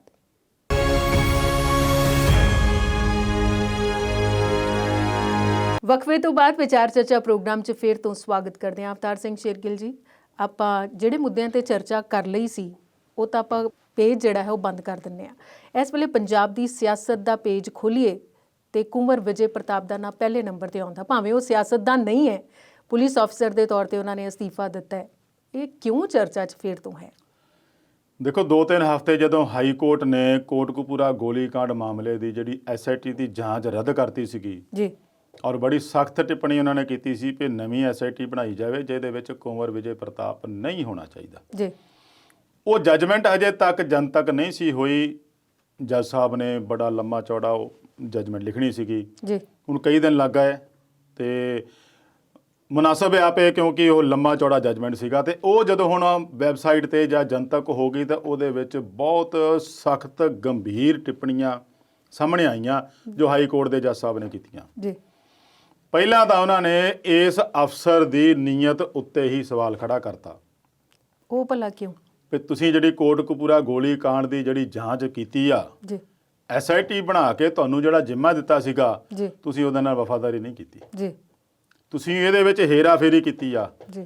ਕਿਉਂਕਿ ਤੁਹਾਡਾ ਇੱਕ ਮਨਸ਼ਾ ਸੀਗਾ ਵੀ ਕਿਸੇ ਨੂੰ ਪਰਸਨਲੀ ਆਪ ਦੀ ਜਿਹੜੀ ਰੱਖਣੀ ਮੋਹਰੇ ਜੀ, ਵੀ ਮੈਂ ਜੋ ਕਰਨਾ ਉਹੀ ਠੀਕ ਆ, ਹੋਰ ਕਿਸੇ ਨੇ ਨਹੀਂ ਜੀ। ਇਸ ਕਰਕੇ ਹਾਈ ਕੋਰਟ ਨੇ ਸਾਫ਼ ਤੇ ਸਪਸ਼ਟ ਲਫ਼ਜ਼ਾਂ 'ਚ ਕਿਹਾ ਕਿ ਕੋਟਕਪੂਰਾ ਗੋਲੀकांड ਦੇ ਵਿੱਚ ਜਿਹੜੀ ਕੁੰਵਰ ਵਿਜੇ ਪ੍ਰਤਾਪ ਨੇ ਜਾਂਚ ਕੀਤੀ ਉਹ ਬਦਨੀਤੀ ਵਾਲੀ ਸੀ ਜੀ। ਇਹ ਬਹੁਤ ਵੱਡਾ ਸਵਾਲ ਆ ਕਿਉਂਕਿ SIT ਕੇਵਲ ਇੱਕ ਕੇਸ ਦੀ ਨਹੀਂ, ਪਤਾ ਨਹੀਂ ਦੇਸ਼ ਦੇ ਕਿੰਨਿਆਂ ਸੂਬਿਆਂ ਦੇ ਵਿੱਚ ਕਿੰਨਿਆਂ ਮਾਮਲਿਆਂ ਦੇ ਵਿੱਚ SIT ਬਣੀ ਹੋਈ ਆ ਜੀ। ਜਦੋਂ SIT ਦੇ ਮੁਖੀ ਦੇ ਉੱਤੇ ਹੀ ਇਹੋ ਜਿਹੇ ਸਵਾਲ ਲੱਗ ਜਾਣ ਔਰ ਉਹ ਵੀ ਹਾਈ ਕੋਰਟ ਵਰਗੀ ਇੱਕ ਉੱਚ ਅਦਾਲਤ ਵੱਲੋਂ, ਤੇ ਜਿੰਨੀਆਂ ਹੋਰ SIT ਚੱਲਦੀਆਂ ਉਹਨਾਂ ਦੇ ਉੱਤੋਂ ਵੀ ਲੋਕਾਂ ਦਾ ਜਿਹੜਾ ਵਿਸ਼ਵਾਸ ਉਹ ਥਿਰਕਦਾ ਨਜ਼ਰ ਆਊਗਾ ਜੀ। ਬਿਲਕੁਲ ਸਹੀ, ਕਿਉਂਕਿ ਉਹਨਾਂ ਨੂੰ ਲੱਗੂਗਾ ਵੀ ਇਸ ਬੰਦੇ ਨੂੰ ਸਰਕਾਰ ਨੇ ਜ਼ਿੰਮੇਵਾਰੀ ਦਿੱਤੀ ਸੀਗੀ ਵੀ ਤੂੰ ਆ ਜਾਂਚ ਕਰਕੇ ਲਿਆਉਣੀ ਤੇ ਦੁੱਧ ਦਾ ਦੁੱਧ ਪਾਣੀ ਦਾ ਪਾਣੀ ਕਰਨਾ, ਪਰ ਹਾਈ ਕੋਰਟ ਨੇ ਤਾਂ ਉਹਦੇ ਵਿੱਚ ਪੂਰੀ ਤਰ੍ਹਾਂ ਦਾਗ ਹੀ ਪਾਇਆ ਇਹਨੂੰ ਜੀ। ਉਹਦੇ ਵਿੱਚ ਇਸ ਕਰਕੇ ਵੀ ਹੋਰ ਸਵਾਲ ਖੜੇ ਕੀਤੇ ਆ ਵੀ ਮਾਮਲਾ ਤਾਂ ਸੀਗਾ ਕੋਟਕਪੂਰਾ ਗੋਲੀकांड ਦਾ ਜੀ, ਜਿਹਦੀ ਜਾਂਚ ਦਾ ਜ਼ਿੰਮਾ ਤੁਹਾਨੂੰ ਦਿੱਤਾ ਸੀਗਾ ਤੇ ਉਹਦੇ ਵਿੱਚ ਜਿਹੜਾ ਇੱਕ ਡੇਰੇ ਦੇ ਮੁਖੀ ਦੇ ਗੁਰਮੀਤ ਰਾਮ ਰਹੀਮ ਦਾ ਪੁਰਾਣਾ ਮਾਮਲਾ ਕਿੱਥੋਂ ਲੈ ਆਂਦਾ ਵਿੱਚ ਜੀ, ਇਹ ਵੀ ਹਾਈ ਕੋਰਟ ਨੇ ਸਵਾਲ ਕੀਤਾ ਜੀ। ਤੇ ਇਸ ਤੋਂ ਲੱਗਦਾ ਹੈ ਵੀ ਤੁਸੀਂ ਸਾਬਕਾ ਮੁੱਖ ਮੰਤਰੀ ਪ੍ਰਕਾਸ਼ ਸਿੰਘ ਬਾਦਲ, ਸੁਖਬੀਰ ਸਿੰਘ ਬਾਦਲ ਤੇ ਪਲੱਸ ਜਿਹੜੇ ਸਾਬਕਾ DGP ਸੀ ਉਹਨਾਂ ਨੂੰ ਨਿੱਜੀ ਤੌਰ ਤੇ ਕੋਈ ਨੁਕਸਾਨ ਪਹੁੰਚਾਉਣ ਦੀ ਮਨਸ਼ਾ ਨਾਲ ਜੀ ਇਸ ਜਾਂਚ ਨੂੰ ਤੁਸੀਂ ਘੇਰੇ ਵਿੱਚ ਲਿਆਂਦਾ ਜੀ। ਤੇ ਅਵਤਾਰ ਜੀ ਇੱਥੇ ਰੋਕਦੀ ਹਾਂ ਮੈਂ ਤੁਹਾਨੂੰ। ਆਮ ਤੌਰ ਤੇ ਇਸ ਦੌਰਾਨ ਮੀਡੀਆ ਚਰਚਾ ਹੈ ਕਿ ਕੁੰਵਰ ਵਿਜੇ ਪ੍ਰਤਾਪ ਪਾਕ ਸਾਫ਼ ਸ਼ਖਸੀਅਤ ਦੇ ਮਾਲਕ ਨੇ ਤੇ ਇਨਸਾਫ ਪਸੰਦ ਨੇ ਤੇ ਇਨਸਾਫ ਲਈ ਉਹ ਕੁਝ ਵੀ ਕਰ ਸਕਦੇ ਨੇ, ਤੇ ਉਸ ਪੱਖ ਨਾਲ ਇਹਨੂੰ ਵਿਚਾਰੀਏ ਤੇ ਕਿਵੇਂ ਦੇਖਦੇ ਹੋ? ਦੇਖੋ ਉਹ ਜਦੋਂ ਤੱਕ ਤਾਂ ਹਾਈ ਕੋਰਟ ਦੀ ਜੱਜਮੈਂਟ ਜਨਤਕ ਨਹੀਂ ਸੀ ਜੀ, ਉਹਦੇ ਵਿੱਚ ਤਾਂ ਸਾਰਿਆਂ ਨੂੰ ਲੱਗਦਾ ਸੀਗਾ ਤੇ ਕੋਈ ਸ਼ੱਕ ਵੀ ਨਹੀਂ ਸੀ ਜੀ ਵੀ ਐਜ਼ ਏ ਪੁਲਿਸ ਆਫੀਸਰ ਜ਼ਰੂਰ ਉਹ ਪਾਕ ਸਾਫ਼, ਇਮਾਨਦਾਰ ਔਰ ਵਧੀਆ ਡਿਊਟੀ ਨਿਭਾਉਣ ਵਾਲੇ ਸੀ ਜੀ, ਜਿਹਦੀ ਪ੍ਰਸ਼ੰਸਾ ਦੇ ਕਸੀਦੇ ਜੀ ਮੁੱਖ ਮੰਤਰੀ ਨੇ ਵੀ ਬਹੁਤ ਪੜ੍ਹੇ ਜੀ। ਜਦੋਂ ਕੋ ਉਹਨਾਂ ਨੇ ਆਪਣੀ ਅਰਜ਼ੀ ਦਿੱਤੀ ਸੀ ਪ੍ਰੀ ਮੈਚੁਰ ਰਿਟਾਇਰਮੈਂਟ ਦੀ ਜਾਂ ਅਸਤੀਫੇ ਦੀ ਕਹਿ ਲਓ ਤੇ ਉਹਨਾਂ ਨੇ ਉਹ ਕਸੀਦੇ ਪੜ੍ਹਦਿਆਂ ਥੱਕੇ ਵੀ ਨਹੀਂ ਸੀਗੀ। ਬਹੁਤ ਅਲੰਕਾਰ ਵਿਸ਼ੇਸ਼ਤਾਵਾਂ ਪਤਾ ਨਹੀਂ ਕਿੰਨੀਆਂ ਗਲਾਤੀਆਂ ਸੀਗੀਆਂ। ਹੁਣ ਜਦੋਂ ਹਾਈ ਕੋਰਟ ਕਹਿ ਰਹੀ ਆ ਤਾਂ ਲੋਕਾਂ ਦਾ ਧਿਆਨ ਫਿਰ ਉਹਨਾਂ ਕਸੀਦਿਆਂ ਵੱਲ ਨੂੰ ਨਹੀਂ ਜਾਊਗਾ ਜੀ, ਹਾਈ ਕੋਰਟ ਵੱਲ ਨੂੰ ਜਾਊਗਾ। ਜੀ, ਇਹਦੇ ਵਿੱਚ ਇੱਕ ਗੱਲ ਤਾਂ ਇਹ ਹੋ ਗਈ ਨਾ, ਜਿੱਥੇ ਉਹ ਜਾਂਚ ਜਿਹੜੀ ਸ਼ੁਰੂ ਹੋਈ ਸੀ 2015 ਤੋਂ ਬਾਅਦ ਜੀ, ਉਹ ਫਿਰ ਉੱਥੇ ਆ ਕੇ ਖੜ ਗਈ। ਜੀ, ਜਦੋਂ ਹਾਈ ਕੋਰਟ ਨੇ ਰੱਦ ਕਰਤੀ ਇਟ ਮੀਨਸ ਖਤਮ ਕਹਾਣੀ, ਜੀ, ਨਵੇਂ ਸਿਰੇ ਤੋਂ ਐਸਆਈਟੀ ਬਣੂਗੀ। ਜੀ, ਨਾਲ ਉਹਨਾਂ ਨੇ ਇਹ ਵੀ ਕਿਹਾ ਸੀਗਾ ਕਿ ਕੁੰਵਰ ਵਿਜੇ ਪ੍ਰਤਾਪ ਦੇ ਨਾਲ ਦੇ ਸਾਥੀ ਜਿਹੜੇ ਸੀਗੇ ਐਸਆਈਟੀ ਦੇ ਵਿੱਚ ਜੀ, ਉਹ ਕਿੱਥੇ ਆ? ਜੀ, ਉਹਨਾਂ ਦੇ ਨਾਂ ਤਾਂ ਕਿਤੇ ਕੋਈ ਦਸਤਖਤ ਆ, ਜੀ, ਨਾ ਹੀ ਉਹ ਮੁੜ ਕੇ ਮੈਂਬਰ ਲੱਭੇ ਕਿੱਥੇ ਗਏ। ਜੀ। ਤੇ ਜੇ ਉਹ ਹਟ ਗਏ ਸੀਗੇ ਤਾਂ ਉਹਨਾਂ ਦੇ ਵਿੱਚ ਹੋਰ ਐਡ ਕਿਉਂ ਨਹੀਂ ਕੀਤੇ, ਜਦ ਕਿ ਹੁਣ ਜਿਹੜੀ ਨਵੀਂ ਬਣਾਉਣ ਲਈ ਕਿਹਾ ਐਸਆਈਟੀ ਜੀ, ਉਹਦੇ ਵਿੱਚ ਹਾਈ ਕੋਰਟ ਨੇ ਸਾਫ਼ ਕਹਿਤਾ ਵੀ ਜਿਹੜੀ ਇੱਕ ਵਾਰੀ ਬਣ ਜਾਊਗੀ ਉਹੀ ਉਹ ਧੁਰ ਤੱਕ ਜਾਂਚ ਮੁਕੰਮਲ ਕਰਨ ਤੱਕ ਰਹੂਗੀ, ਨਾ ਤਾਂ ਉਹਦੇ ਵਿੱਚ ਕੋਈ ਬੰਦਾ ਚੇਂਜ ਹੋ ਸਕਦਾ, ਬੇਸ਼ੱਕ ਉਹਦੀ ਰਿਟਾਇਰਮੈਂਟ ਵੀ ਆ ਜਾਵੇ ਵਿੱਚ, ਜੀ, ਪਰ ਉਹਨੂੰ ਕੰਮ ਕਰਨਾ ਪਊਗਾ। ਜੀ, ਤੇ ਮਜ਼ੇਦਾਰ ਗੱਲ ਇਹ ਆ ਕਿ ਕੱਲ ਹੀ ਇੱਕ ਦਿਨ ਪਹਿਲਾਂ ਜਦੋਂ ਹਾਈ ਕੋਰਟ ਦੀ ਜਨਤਕ ਹੋਈ ਆ, ਜੀ, ਉਦਣ ਹੀ ਕੁੰਵਰ ਵਿਜੇ ਪ੍ਰਤਾਪ ਵਕਾਲਤ ਲਈ ਆਪਣਾ ਜਿਹੜਾ ਉਹ ਹਾਈ ਕੋਰਟ ਤੋਂ ਲੈ ਕੇ ਆਏ ਲਾਇਸੈਂਸ।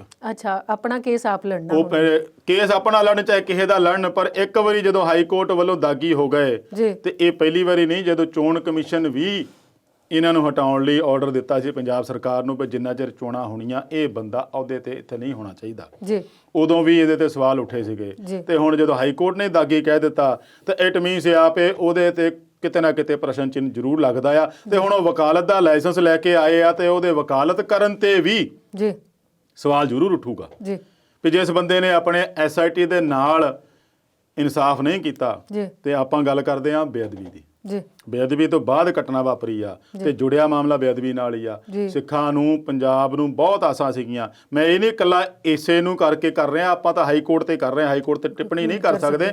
ਹਾਈ ਕੋਰਟ ਦੀਆਂ ਕੀਤੀਆਂ ਟਿੱਪਣੀਆਂ ਨੂੰ ਇੱਕ ਵਿਸ਼ਾਲ ਲੈ ਕੇ ਘੇਰੇ 'ਚ ਉਹਨੂੰ ਦੱਸ ਸਕਦੇ ਆ ਕਿ ਉਹ ਜਿਹੜੀ ਟਿੱਪਣੀਆਂ ਦਾ ਮਾਇਨਾ ਕੀ ਰੱਖਦੀ ਆ, ਜੀ, ਆਉਣ ਵਾਲੇ ਸਮੇਂ ਦੇ ਵਿੱਚ ਉਹਦਾ ਅਸਰ ਕੀ ਹੋਊਗਾ। ਜੀ। ਹੁਣ ਉਹਨਾਂ ਨੇ ਸਾਫ਼ ਕਹਿਤਾ ਵੀ ਜਿਹੜੀ ਨਵੀਂ ਸੈੱਟ ਬਣਨੀ ਆ ਉਹ ਕਿਸੇ ਪੁਲਿਸ ਨੂੰ ਰਿਪੋਰਟ ਨਹੀਂ ਕਰੂਗੀ, ਜੀ, ਕਿਸੇ ਸਰਕਾਰ ਨੂੰ ਰਿਪੋਰਟ ਨਹੀਂ ਕਰੂਗੀ, ਜੀ। ਉਹ ਸਿੱਧਾ ਸੰਬੰਧਿਤ ਮੈਜਿਸਟ੍ਰੇਟ ਨੂੰ ਰਿਪੋਰਟ ਕਰੂਗੀ। ਜੀ, ਵਿੱਚੋਂ ਸਰਕਾਰ ਵੀ ਕੱਢਤੀ, ਪੁਲਿਸ ਵੀ ਕੱਢਤੀ। ਜੀ, ਮਤਲਬ ਇਹੀ ਆ ਜਾਂਦਾ ਵੀ ਜਦੋਂ ਹੋਰ ਮਾਮਲਿਆਂ ਦੀਆਂ ਐਸਆਈਟੀਆਂ ਬਣਦੀਆਂ ਆ ਉਹਨਾਂ ਤੇ ਵੀ ਸਵਾਲ ਇਸੇ ਤਰ੍ਹਾਂ ਉੱਠਣੇ ਆ ਵੀ ਤੁਸੀਂ ਇਹ ਪੱਖਪਾਤੀ ਕਿਉਂ ਹੁੰਦੇ ਆ। ਜੀ, ਅਗਲੀ ਗੱਲ ਉਹਨਾਂ ਨੇ ਇੱਕ ਕਹੀ ਸੀਗੀ ਵੀ ਇਹਦੇ ਵਿੱਚ ਜ਼ਿਕਰ ਕੀਤਾ ਤੁਹਾਡੀ ਜਿਹੜੀ ਰਿਪੋਰਟ ਦੇ ਵਿੱਚ ਜੋ ਵਿਜੇ ਪ੍ਰਤਾਪ ਨੇ ਹਾਈ ਕੋਰਟ 'ਚ ਪੇਸ਼ ਕੀਤੀ ਸੀ ਜੀ, ਵੀ ਮੁੱਖ ਮੰਤਰੀ ਦੀ ਡੀਜੀਪੀ ਦੀ ਨਾਲ ਕਾਲ ਹੋਈ ਆ। ਜੀ, ਉਹ ਕਹਿੰਦੇ ਆ ਹਾਈ ਕੋਰਟ ਦੇ ਜੱਜ ਸਾਹਿਬ ਕਹਿੰਦੇ ਆ ਵੀ ਜਦੋਂ ਲਾਅ ਐਂਡ ਆਰਡਰ ਦੀ ਗੱਲ ਆਉਂਦੀ ਆ ਜੀ, ਤੇ ਮੁੱਖ ਮੰਤਰੀ ਦਾ ਫਰਜ਼ ਆ ਡੀਜੀਪੀ ਨੂੰ ਫੋਨ ਕਰਨਾ, ਜੀ, ਡੀਜੀਪੀ ਦਾ ਫਰਜ਼ ਆ ਮੁੱਖ ਮੰਤਰੀ ਨੂੰ ਫੋਨ ਕਰਨਾ। ਜੀ। ਇਨ ਬਿਟਵੀਨ ਉਹਨਾਂ ਦੇ ਪ੍ਰਸ਼ਾਸਨ ਲਈ ਕੀ ਕਦਮ ਚੁੱਕਣੇ ਕੀ ਨਹੀਂ ਚੁੱਕਣੇ ਇਹ ਉਹਨਾਂ ਤੇ ਡਿਪੈਂਡ ਆ। ਜੀ,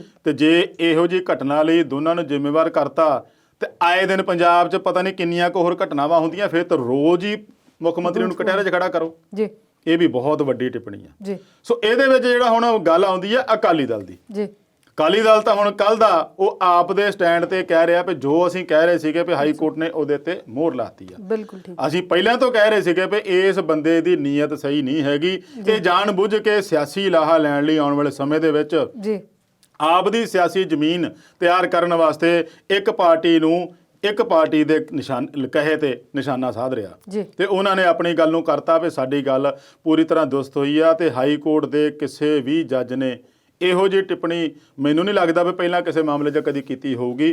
ਤੇ ਗੱਲ ਉੱਥੇ ਸਵਾਲ ਫੇਰ ਉਹੀ ਆ ਜਾਂਦਾ ਵੀ ਉਹਨਾਂ ਨੇ ਕਿਹਾ ਸੀ ਵੀ 2 FIRਾਂ ਜਿਹੜੀਆਂ ਦਰਜ ਹੋਈਆਂ ਸੀਗੀਆਂ ਜੀ, ਉਹ ਇੱਕ ਦੀ ਸਬਸੀਕੁਐਂਟ ਸੀ, ਜੀ, ਇੱਕ 2015 'ਚ ਹੋ ਗਈ ਸੀ, ਜੀ, ਉਸ ਤੋਂ ਬਾਅਦ ਜਸਟਿਸ ਰਣਜੀਤ ਸਿੰਘ ਕਮਿਸ਼ਨ ਬਣਿਆ, ਦੂਸਰੀ ਇਹਨਾਂ ਨੇ 2018 'ਚ ਕਰਤੀ। ਉਹ FIR ਨੂੰ ਹੀ ਆਧਾਰ ਮੰਨਿਆ ਹਾਈ ਕੋਰਟ ਨੇ, ਕਿਉਂਕਿ FIR ਮੈਂ ਪਹਿਲਾਂ ਵੀ ਕਹਿ ਚੁੱਕਾ ਕਿ FIR ਦਾ ਮਤਲਬ ਹੁੰਦਾ first information report. Supreme court ਦੀ ਰੂਲਿੰਗ ਆ ਵੀ ਜੇ ਕਿਤੇ FIR ਦਰਜ ਕਰਨ 'ਚ ਦੇਰੀ ਹੋ ਜਾਏ ਤੇ ਉਹ FIR ਨਹੀਂ ਮੰਨੀ ਜਾਂਦੀ। ਜੀ, ਜਿਸ ਬੰਦੇ ਦੇ ਨਾਲ ਕੋਈ ਵੀ ਘਟਨਾ ਵਾਪਰੀ ਹੋਵੇ ਜਾਂ ਕੋਈ ਉਹਦੇ ਨਾਲ ਵਧੀਕੀ ਹੋਈ ਹੋਵੇ, ਉਹ ਜੋ ਸ਼ੁਰੂਆਤ ਵਿੱਚ ਬੋਲ ਸਕਦਾ ਨਾ ਜੀ, ਉਹ 2 ਦਿਨ ਬਾਅਦ ਨਹੀਂ ਬੋਲੂਗਾ। ਬਿਲਕੁਲ ਠੀਕ। ਉਹਨੂੰ ਕਈਆਂ ਨੇ ਤਰੀਕੇ ਨਾਲ ਉਹਨੂੰ ਵਰਗਲਾ ਲੈਣਾ, ਜੀ, ਕਈਆਂ ਨੇ ਕਈ ਸਲਾਹਾਂ ਦੇ ਦੇਣੀਆਂ, ਇੱਥੋਂ ਤੱਕ ਕਿ ਵਕੀਲ ਵੀ ਆ ਜਾਣੇ ਆ ਜਾਂ ਤੂੰ ਆਹ ਲਿਖਾਈ, ਜੀ, ਤੂੰ ਇਦਾਂ ਬੋਲੀ, ਉਹ ਫਿਰ ਫਸਟ ਇਨਫੋਰਮੇਸ਼ਨ ਰਿਪੋਰਟ ਰਹਿੰਦੀ ਨਹੀਂ। ਸੁਪਰੀਮ ਕੋਰਟ ਦੀ ਰੂਲਿੰਗ ਆ ਮੌਕੇ ਤੇ ਜਿਹੜੀ ਦਾਇਰ ਕੀਤੀ ਹੋਈ ਆ ਬਿਨਾਂ ਸਮਾਂ ਗਵਾਉਂਦੇ ਆ ਉਹ FIR ਮੰਨੀ ਜਾਊਗੀ। ਤੇ ਉਹ FIR ਸੀਗੀ 2015 ਦੀ, ਬੇਸ਼ੱਕ ਉਹਦੇ ਵਿੱਚ ਅਣਪਛਾਤੇ ਪੁਲਿਸ ਵਾਲੇ ਲਿਖੇ ਸੀਗੇ। ਜੀ, ਤੇ ਜੇ ਅਣਪਛਾਤੇ ਲਿਖੇ ਸੀਗੇ ਤਾਂ ਉਹਦੇ ਵਿੱਚ ਨਾਂ ਐਡ ਕੀਤੇ ਜਾ ਸਕਦੇ ਸੀ। ਜੀ, ਹੁਣ ਜਦੋਂ ਐਡ ਨਹੀਂ ਕੀਤੇ ਉਹਨਾਂ ਵਿੱਚ, ਉਹ FIR ਇੱਕ ਵੱਖਰੀ ਰਹਿ ਗਈ, 2018 ਦੀ ਵੱਖਰੀ ਲਾਤੀ। ਉਸੇ ਤੋਂ ਹੀ ਹਾਈ ਕੋਰਟ ਨੂੰ ਜੋ ਇਹਨਾਂ ਦੀ ਨੀਅਤ ਤੇ ਸ਼ੱਕ ਪਿਆ ਵੀ ਇਸ ਬੰਦੇ ਨੇ ਜਿਹੜੀ ਨਵੀਂ FIR 3 ਸਾਲ ਬਾਅਦ ਦਰਜ ਹੋਈ ਆ, ਦੇਖੋ ਉਹਨਾਂ ਨੇ ਤਾਂ 4 ਘੰਟੇ ਦਾ ਸਮਾਂ ਵੀ ਕਿਹਾ ਵੀ ਬਹੁਤ ਹੁੰਦਾ, ਲੇਟ ਆ, ਤੇ 3 ਸਾਲ ਬਾਅਦ ਦਰਜ ਹੋਣਾ ਤਾਂ ਕੁਦਰਤੀ ਆ ਵੀ ਜੱਜ ਸਾਹਿਬ ਦੇ ਮਨ 'ਚ ਆਊਗਾ ਵੀ ਇਹ ਜਿਹੜੀ ਆ ਪੱਖਪਾਤੀ ਆ, ਕਿਸੇ ਨੂੰ ਨਿਸ਼ਾਨਾ ਬਣਾ ਕੇ ਇਹ ਦੁਬਾਰਾ FIR ਕੀਤੀ ਗਈ, ਉਹਦੇ ਵਿੱਚ ਜੋ ਮਰਜ਼ੀ ਜਿੱਦਾਂ ਦੇ ਮਰਜ਼ੀ ਨਾਂ ਪਾਉਣੇ ਸੀਗੇ ਉਹ ਪਾਏ ਗਏ ਆ। ਇਹ ਸਾਰਾ ਕੁਝ ਕਰਕੇ ਸਵਾਲ ਇਹਦੇ ਤੇ ਆ ਜਾਂਦਾ ਪਏ ਹੁਣ ਗਾਹਾਂ ਇਨਸਾਫ ਮਿਲੂ ਕਿ ਨਹੀਂ ਮਿਲੂਗਾ। ਜੀ ਇੱਥੇ ਆ ਕੇ ਗੱਡੀ ਫੇਰ ਖੜ ਜਾਂਦੀ ਆ। ਤੇ ਜਿੱਥੇ ਆਸਾਂ ਸੀਗੀਆਂ ਵੀ ਕੈਪਟਨ ਸਾਹਿਬ ਜਿਹੜੇ ਬਹੁਤ ਦਮਗੱਜੇ ਮਾਰਦੇ ਸੀਗੇ 2017 ਚ ਵੀ ਮੈਂ ਜੇ 3 ਮਹੀਨਿਆਂ ਦੇ ਵਿੱਚ ਬੇਅਦਬੀ ਕਾਂਡ ਦੇ ਦੋਸ਼ੀਆਂ ਨੂੰ ਸਜ਼ਾਵਾਂ ਦਵਾਉਂਗਾ, ਤੇ ਉੱਥੇ ਹੁਣ 4 4.5 ਸਾਲ ਲੰਘ ਗਏ, 6 ਮਹੀਨੇ ਦਾ ਹੋਰ ਹਾਈ ਕੋਰਟ ਸਾਹਿਬ ਨੇ ਟਾਈਮ ਦੇ ਦਿੱਤਾ ਵੀ ਤੁਹਾਨੂੰ 6 ਮਹੀਨੇ 'ਚ ਮੁਕੰਮਲ ਕਰਨੀ ਪਊਗੀ ਜਾਂਚ। SIT ਲਈ ਇਹਨਾਂ ਨੂੰ ਬੰਦਾ ਕੋਈ ਨਹੀਂ ਲੱਭ ਰਿਹਾ। ਖੁੱਲ੍ਹੇਆਮ ਮੁੱਖ ਮੰਤਰੀ ਦਾ ਹਾਲੇ ਕੋਈ ਸਪਸ਼ਟੀਕਰਨ ਨਹੀਂ ਆਇਆ। ਉਹ ਇਸੇ ਨੂੰ ਉਡੀਕਦੇ ਸੀਗੇ ਕਿ ਹਾਈ ਕੋਰਟ ਦੀ ਜੱਜਮੈਂਟ ਆ ਜਾਵੇ, ਫਿਰ ਅਸੀਂ ਸੁਪਰੀਮ ਕੋਰਟ ਨੂੰ ਇਹਦੀ ਚੁਣੌਤੀ ਦੇਵਾਂਗੇ। ਉਦੋਂ ਤੱਕ ਤਾਂ ਉਹ ਕੁੰਵਰ ਵਿਜੇ ਪ੍ਰਤਾਪ ਦੇ ਕਸੀਦੇ ਪੜਨੋਂ ਨਹੀਂ ਸੀ ਥੱਕਦੇ। ਪਰ ਆਪਾਂ ਕੁੰਵਰ ਵਿਜੇ ਪ੍ਰਤਾਪ ਨੂੰ ਵੀ ਮਾੜਾ ਨਹੀਂ ਕਹਿ ਸਕਦੇ ਜੇ ਉਹ ਕਹਿੰਦਾ ਵੀ ਮੈਂ ਜੋ ਕੀਤਾ ਬਿਲਕੁਲ ਸਹੀ ਕੀਤਾ। ਜਿਹੜੇ ਇਹ ਲਕੂਨੇ ਦੇ ਦਿੱਤੇ ਆ ਇਹ ਉਹਨਾਂ ਨੇ ਹੀ ਦਿੱਤੇ ਆ, ਫਿਰ ਚਾਹੇ ਉਹ ਕਿਸੇ ਦੇ ਕਹਿਣ ਤੇ ਦਿੱਤੇ, ਕਿਸੇ ਦੇ ਇਸ਼ਾਰੇ ਤੇ ਦਿੱਤੇ ਆ, ਇਹ ਤਾਂ ਉਹੀ ਜਾਣਦੇ ਆ, ਜਾਂ ਹਾਈ ਕੋਰਟ ਨੇ ਜਿਨ੍ਹਾਂ ਨੇ ਫੜਿਆ ਪੇ ਇਹਦੇ ਵਿੱਚ ਕੀ ਕਮੀ ਪੇਸ਼ੀ ਰਹਿ ਗਈ ਆ ਤੇ ਇਹ ਬੰਦਾ ਇਸ ਜਾਂਚ ਨੂੰ ਕਿੱਧਰ ਲਿਜਾ ਰਿਹਾ ਸੀਗਾ। ਇਹ ਇੱਕ ਬਹੁਤ ਵੱਡੀ ਗੱਲ ਆ ਔਰ ਇਹ ਬਹੁਤ ਹੀ ਗੰਭੀਰ ਮਸਲਾ ਆ। ਔਰ ਇਸੇ ਮਸਲੇ ਨੂੰ ਲੈ ਕੇ ਜਿਹੜਾ 2022 ਦੀਆਂ ਚੋਣਾਂ ਆ, ਇੱਕ ਵਾਰ ਫੇਰ ਬੇਅਦਬੀ ਮੁੱਦਾ ਉੱਥੇ ਹਾਵੀ ਹੋਣ ਵਾਲਾ ਆ। ਜੀ ਤੇ ਅਵਤਾਰ ਜੀ, ਆਪਾਂ ਇਸੇ ਪ੍ਰੋਗਰਾਮ 'ਚ ਵਿਚਾਰ ਚਰਚਾ ਇਸੇ ਤਰ੍ਹਾਂ ਜਾਰੀ ਰੱਖਾਂਗੇ ਪਰ ਬ੍ਰੇਕ ਤੋਂ ਬਾਅਦ।